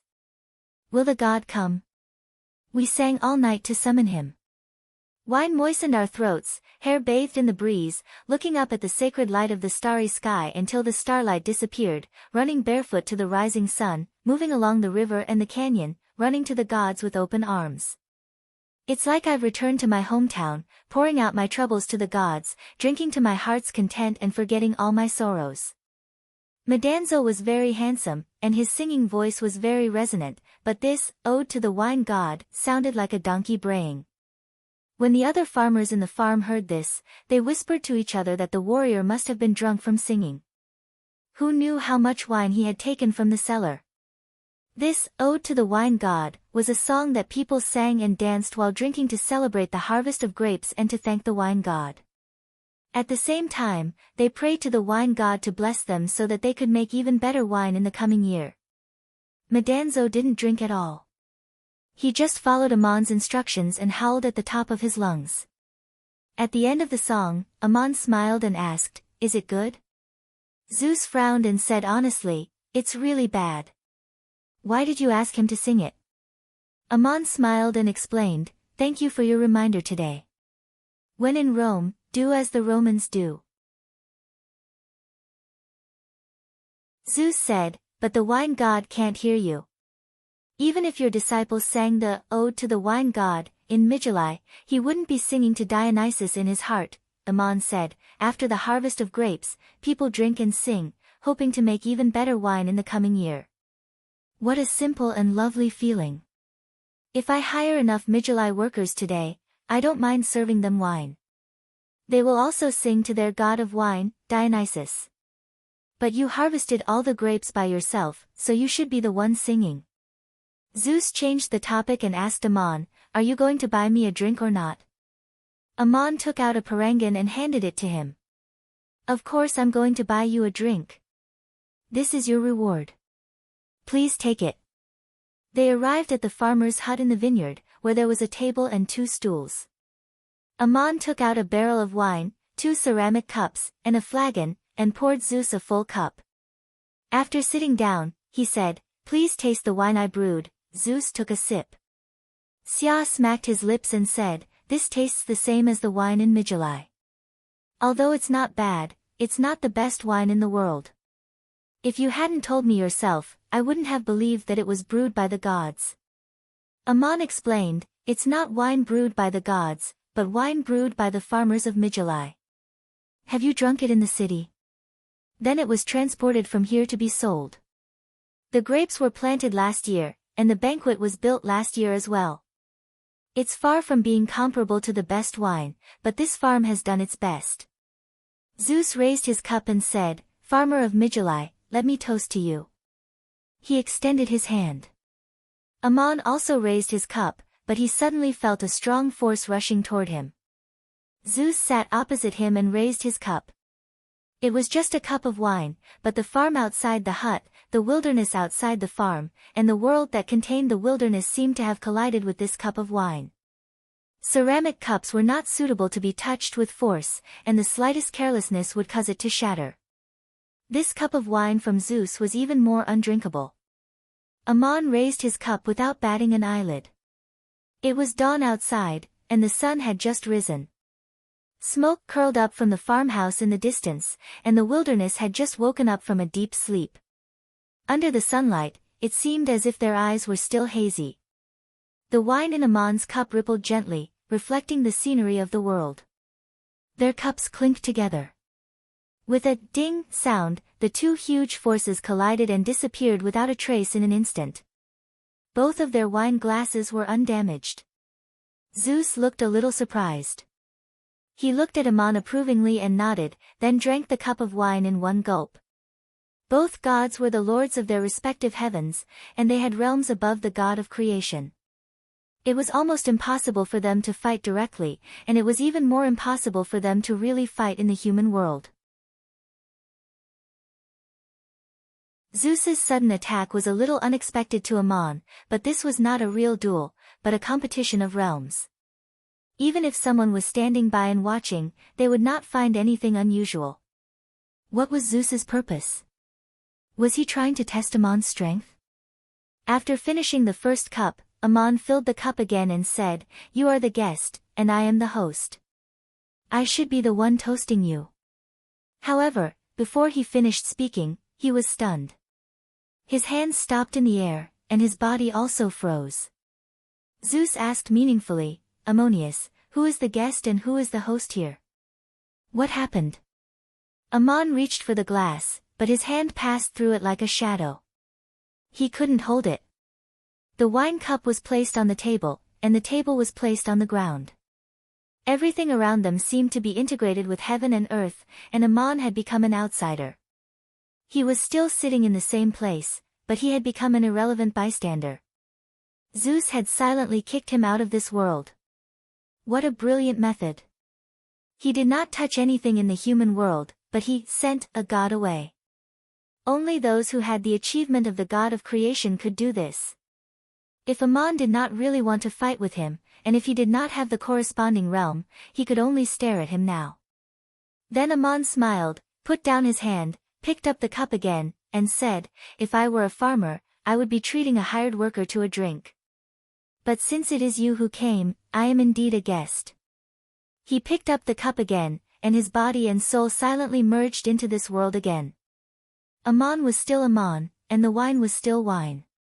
This action was equivalent to proving one thing to Zeus: their achievements were the same, and in terms of realm, no one was better than the other.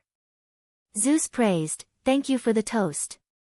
The 2 drank the second cup of wine. Zeus raised the wine cup and poured the 3rd cup for Ammon. Then he picked up the cup and handed it over. Ammon reached out to take it, but found that he could not reach it. Zeus quietly changed the time and space between the two, as if they had both left this world. Although they were sitting across the table, they were infinitely far away from each other. Ammon stretched out his hand, but he could not touch the cup no matter how hard he tried. They were sitting in the room, one holding the cup, and the other stretching out his hand. Ammon's fingertips were just about to touch the edge of the cup, but there seemed to be something strange between the two of them. This was a competition of great magic power. Zeus wanted to make Ammon unable to get the cup of wine, but it was much more difficult than Ammon wanting to take the cup of wine. In the blink of an eye, Ammon said, "This wine is just right, if you don't drink it, it will be sour." Both gods moved, and there was a moment of trance in their bodies, as if the scene just now did not happen at all. Ammon took the cup of wine and said again, "Thank you." It was still early in the morning outside the room, but now it was dusk when Zeus poured a cup of wine and handed it over. This competition finally tested out the strength of Zeus, and Zeus's magic power was obviously above Ammon's. Zeus smiled and brought himself another cup of wine, and the two gods raised their cups and drank again. The test and competition stopped here, and Zeus did not fight again. While drinking, Zeus said, "Ammon, I heard that you also hired a temporary worker here last year, and it made the locals talk about it. I want to ask, if someone came to your vineyard without permission and worked for a day, and then asked you for a silver coin, would you give it to him?" He was obviously blaming Ammon for entering the divine realm of Olympus without permission.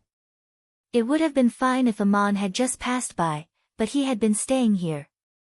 "Zeus, I didn't ask you for a reward," Ammon replied with a simple and honest look on his face. Zeus said, "With our identities, there is no need to beat around the bush. What is your purpose of coming here?"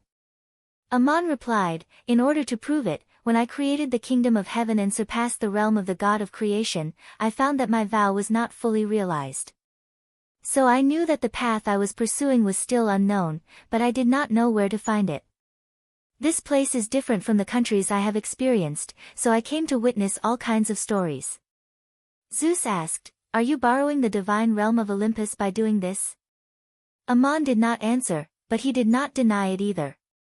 He entered the Hetan Peninsula as a coachman and stayed here as a farmer. However, he was indeed learning from the different beliefs in another god system's divine realm and seeking enlightenment from them. Since he was a god, Zeus was not wrong. Seeing that Ammon did not answer, Zeus asked again, "Are you planning to join the Olympian divine clan?" Ammon said, "Of course not. Aren't you asking the obvious? In that case, you should make an agreement with me." "What agreement do you want to make with me?" asked Ammon. "What do you think?" Ammon entered the divine realm of Olympus without permission and did not show any miracles as an ordinary person. He did not want to attract the attention of the Olympian gods, lest it lead to unexpected conflicts. But he did not say hello or make any promises. Zeus did not know what he was going to do here. Moreover, gods did not need to show miracles in the human world. They could use other ways to guide the people's faith and let them accept a new kind of guidance. Those who spread faith in the world were not necessarily gods. If someone else happened to pass by, it would not be a big deal. But Ammon, as the lord of another divine realm, did not want to leave. How could it not arouse the suspicion of the Olympian gods? Of course, Zeus had to make things clear.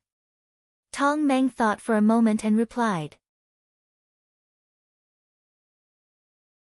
"My vow is not to become a god on the continent, but what you said is also true. But what you said is also true. This is currently the realm of the Olympian gods, and I am trying to understand and verify the truth. You have found me and you should make a request. What do you want?" Zeus said bluntly, "You cannot be a god here." What did that mean? Zeus did not want to expel Ammon, but he wanted Ammon to abide by an agreement. He could not promote his identity as a god, nor could he show miracles, guide the people's faith, and he could not interfere in the affairs here as a god. Although Ammon had done this before, he did not promise anything, and Zeus wanted him to make a clear promise at this moment. Otherwise, if Ammon stayed here for decades, with his means, if he deliberately wanted to achieve a certain goal, it was estimated that the nearby cities would have to convert to Ammon. Even if Zeus did not care, Hermes would not agree, and the guardian gods of the nearby cities would not agree either. Marduk had annexed the entire divine realm of the Anunnaki divine clan and expanded with the help of the Pot's empire, and Ammon's means were even simpler. He only needed to come to the divine realm of another divine clan, and he could slowly poach them without them noticing. Ammon said unhurriedly, "I understand what you mean. Since you have made a request, as long as this is still the divine realm of the Olympian gods, I will not appear as a god, nor will I interfere in the affairs here with the means of a god. But don't forget, even if I am not a god, I am still a top mage and supreme warrior." Zeus smiled. "That doesn't matter. There are plenty of sorcerers and warriors in the human world. There won't be many without you." Ammon said again, "Zeus, in fact, I do not think the same as you. I can allow the gods of the Olympian divine clan to enter my divine realm, as long as they act in a reasonable way, or they can spread another faith and let people choose for themselves." Zeus replied, "That is your business, your thoughts, and your promise, but you cannot ask the gods of Olympus to do so." Ammon shook his head. "I do not want to ask you in the same way, but to make another promise to the gods of Olympus. You came here to drink with me, not just to make such an agreement, right?" Zeus smiled again. "This agreement is what Hermes wants you to make. I am afraid that he will anger you, and he is no match for you, so I came in person. Between you and me, we should actually talk about other things." Ammon said, "Was this your purpose when you tried to test me just now? You wanted to know if I was qualified to talk to you?" Zeus held his cup awkwardly and said, "You are the only one here who has the right to talk to me about certain things." Ammon asked in return, "Have you forgotten Marduk?" Zeus sneered. "There is no place for him in this room." Ammon smiled. "But you are still thinking about him in your heart." Zeus said with a faint smile, "Aren't you also spying on my divine realm by coming to the realm of Olympus? I don't believe you haven't thought about Marduk. You are looking for a way to prove yourself, so you will naturally think about everything you can witness. And in my opinion, you are still far from that. I am afraid it is too early to talk about your so-called oath." Ammon smiled bitterly. "Long before I became a god, I made a vow. As for the world of Marduk, to be honest, I have already been there." He introduced a message into Zeus' soul, introducing what he saw and heard in the world of Mahasvara. Zeus was slightly startled. "You have run far enough, like a lost child." "Ammon, people who know the direction in their heart will not get lost, the only difference is whether there is a way or not. Zeus, to tell you the truth, I came here to discuss with you how to deal with Marduk." "Ammon, why would I want to deal with him?" Zeus narrowed his eyes. "Your believers worship you as the only god, and Selengir is still under the rule of the Potsdam Empire. You can stay in heaven and enjoy the glory, but why did you come to the human world? Anyway, you don't know where the road is, so try it the way the human world does. This may not be a way to deal with him, but it is my wish and your attempt." Ammon thought for a moment and replied, "That can be considered, but you also said that I can't be a god here." Zeus smiled. "Darius is just an emperor on earth, and what he can do, others can also do." Ammon thought again and said, "Well, we can cooperate. I should also verify what Marduk has done, otherwise how can I talk about surpassing him? But I also want to remind you that based on my experience in the Hetan Peninsula, the divine realm of Olympus is chaotic enough. You should take care of your own affairs first before we talk about anything else." The Olympian divine clan was different from the previous divine clans on the continent. It was surprising that it had 12 main gods at the same time, and Zeus was only one of them. Each city had its own guardian god, forming different divine realms. Although they all nominally belonged to the Olympian divine clan, the gods on earth were independent.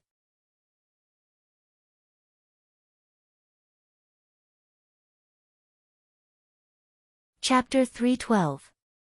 Zeus and Ammon discussed one thing, and that was that he wanted revenge on Marduk. It was not a direct battle between the gods, but through the means of the human world. The reason was simple: the Olympian divine clan had never initiated a conflict with Marduk's divine clan of the Great Light. But Marduk brought the flames of war to the Khitan Peninsula and started this dispute. Zeus was very straightforward, and he responded to whatever Marduk did. In fact, the two gods had already fought in some way on Earth. Marduk incarnated as Darius, the king of Bos, and Zeus incarnated as Leonid, the king of Gabados, and each led an army to fight at Hot Spring Pass. The Bos Empire won a Pyrrhic victory and Leonid was killed. As a result, the kingdom of Khitan rebelled, and the War of Hippo lasted for many years, eventually repelling the Bos army. The instigator was Marduk, and after the Bos army retreated from the Khitan Peninsula, Darius died, and Marduk left to create his own world of freedom. But Zeus did not want it to end there.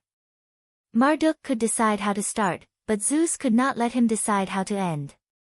Whether Marduk was still on Earth or not, the vast territory of the Bos Empire was already the divine realm of Mazda, the god of light. This was certain. Zeus' counterattack plan was very clear.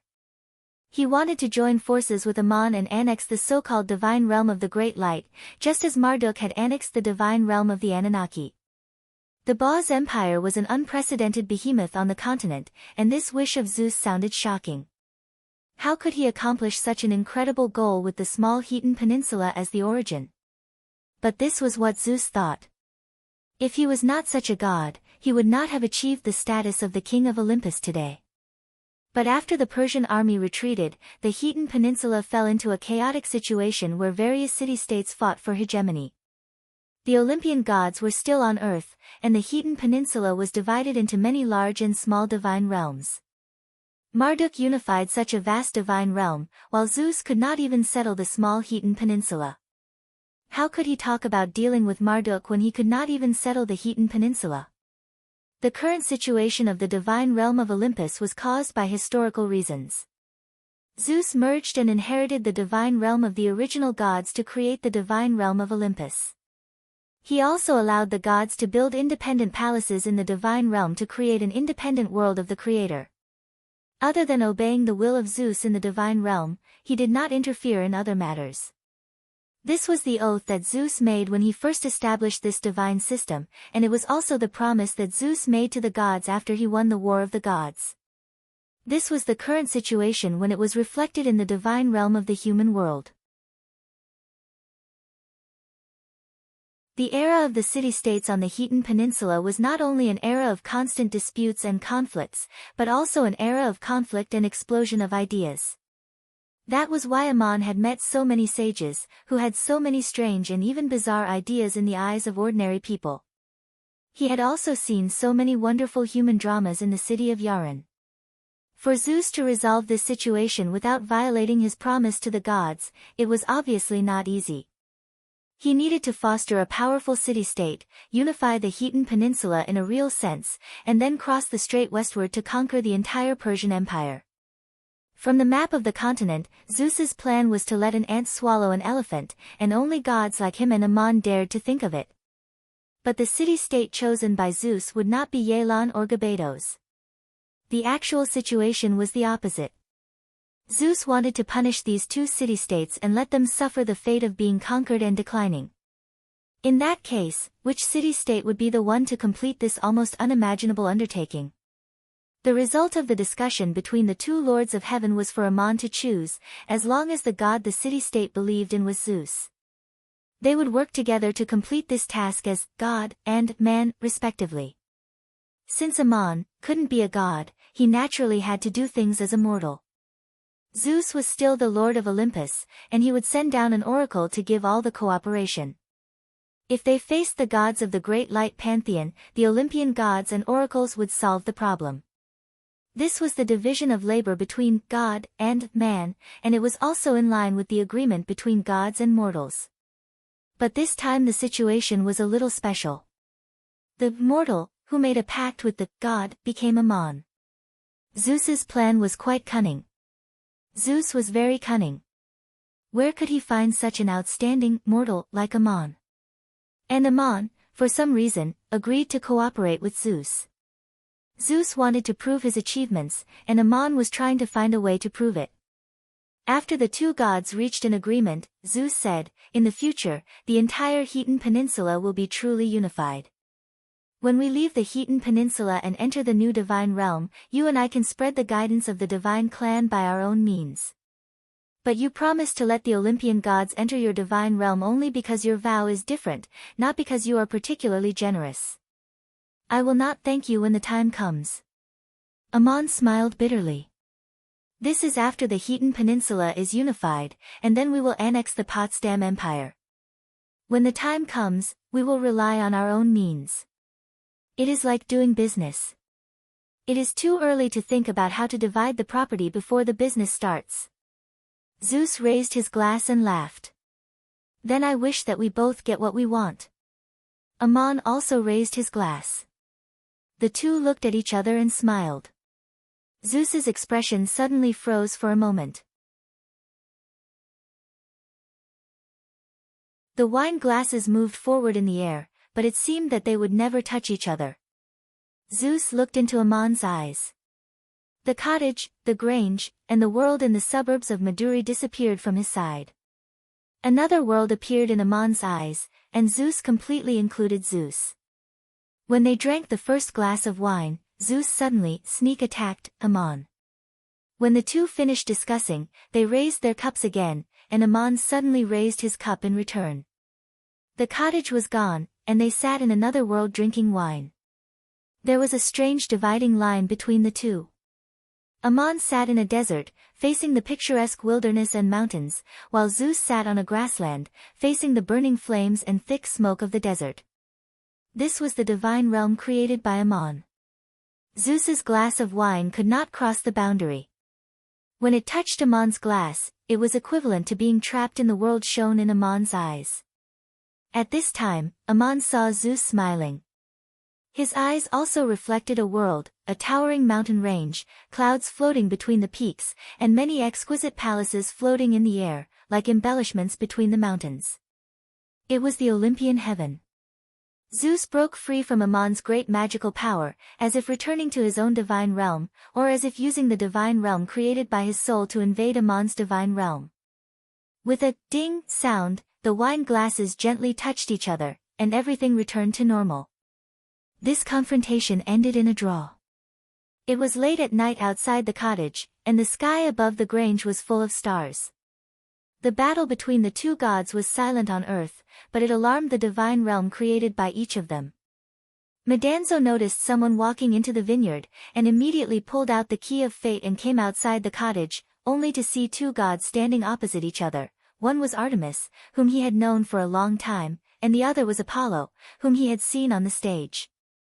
Apollo was holding a golden bow, and Artemis was holding a silver bow. Neither of them drew their bows and arrows, but they were just watching each other. Seeing Medanzo coming over, Artemis nodded at him, but Apollo glared at him. At this time, another god appeared outside the cottage. It was Hermes, the chief god of Mygalaif, who held a staff in his hand. Hermes said to the two gods, "Please don't fight here."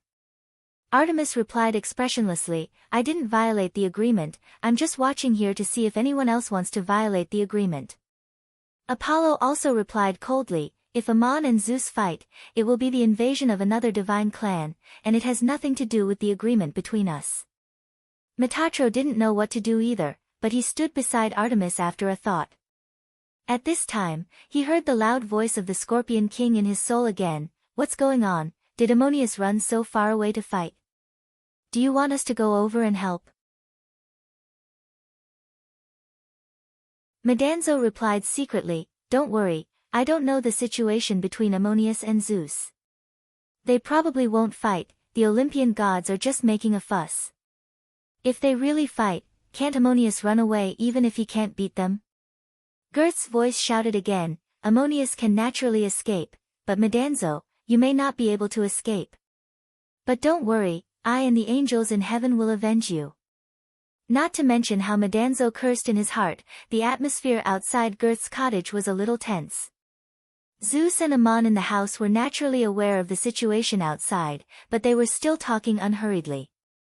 The two drank the last glass of wine, and Ammon smiled and said, "It's messy enough outside, I guess it's a headache for you too, no wonder you have that idea.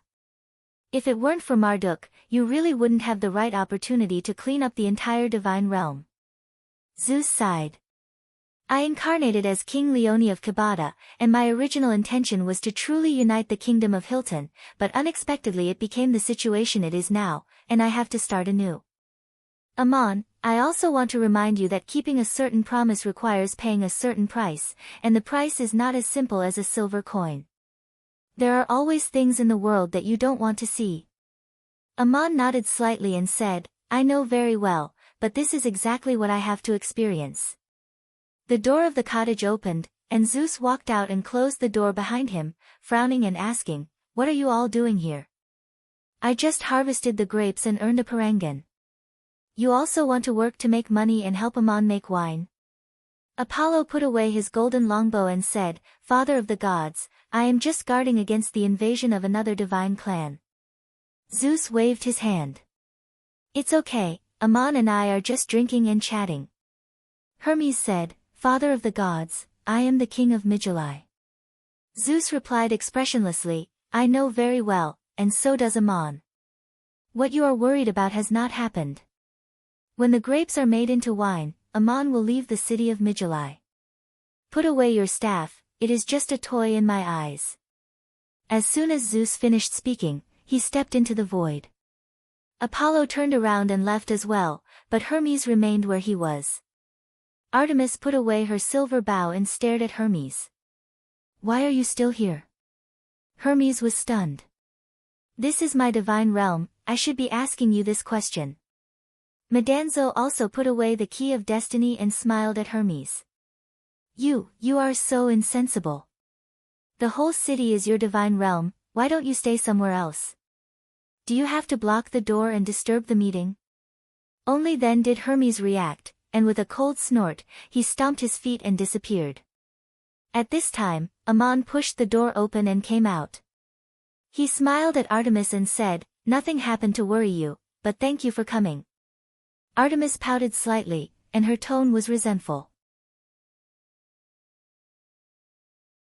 You sneaked in here without even saying a word, and even let Zeus find the door. Fortunately, nothing happened, otherwise I wouldn't know who to help. Can you tell me what you talked about with Zeus? Amon nodded. I have nothing to hide from you, if you want to know, I will tell you the truth. It is late at night, let's talk inside the house. Amon opened the door and invited Artemis in. The moment the door opened, Medanzo was surprised to find that the scene in the house had changed. Behind the door was a manor, very similar to Amon's territory in Igut. Medanzo happened to see the temple of Batet in the backyard of the manor, Schrodinger's favorite place. The door closed, and Medanzo left tactfully. As he walked, he muttered in his heart, the means of the gods are really amazing, and the small Heaton Peninsula is also full of masters. It seems that I am still far from it. I have followed Ammonius the longest and experienced the most, but when will I be able to transcend eternal life? Why did Zeus punish the two city-states of Euron and Gabados? It was not because their main god was not Zeus, this was the agreement between the Olympian gods, and Zeus had no reason to interfere. It was also not because they started the civil war on the Heaton Peninsula, this was a dispute between the city-states on Earth, and Zeus would not directly intervene. The most important reason was that these two city-states had colluded with the Potsdam Empire in the Civil War, and in order to defeat the other side, they did not hesitate to invite back the enemy they had once expelled together. This was intolerable to Zeus, and people had angered the father of the gods. How did this happen? Why did both Euron and Gabados collude with the Potsdam Empire? The story had to start with a despicable and unscrupulous ambitious man named Fawkes. There was a kind of people in the world who were only full of utilitarian ambitions, and had no true beliefs and beliefs. This kind of people did not care who they were enemies with, and they did not care who they submitted to. They had no sense of righteousness, honor, or shame in their hearts, and would use any means to achieve their ambitions. They were different from idealists who worked hard with faith, and their so-called ambitions were only to prove their own personal success. This kind of people often disguised themselves as believers or even saints, saying all kinds of touching words, expressing their reverence for the gods, and describing lofty ideals. But they did not have true beliefs in their hearts, and all the glory they preached was just a stepping stone for them to climb up. True atheists, although not glorious in the eyes of the gods, were not wrong either, because even people who believed in the gods did not believe in the same gods. Atheism was also a kind of belief and belief. This kind of blasphemer, who brought disaster to the world and was also the most hated by the gods, was often standing in the temple. It just so happened that Fawkes appeared in the Heaton Peninsula. Fawkes was a governor elected by the citizens of the city of Euron, and the policies he advocated were supported by the majority of the citizens.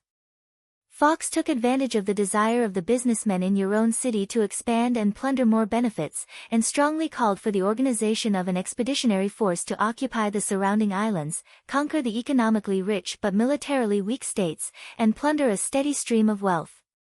The people of Euron City were encouraged by Fawkes, and decided to build a powerful navy to carry out the expedition, but they were defeated.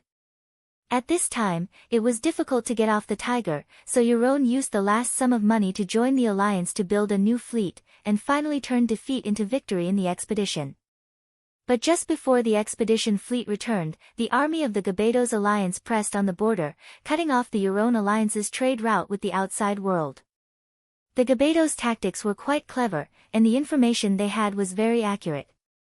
They just happened to attack the weak point of the Euron alliance's defense, and obtained the greatest results with the least cost.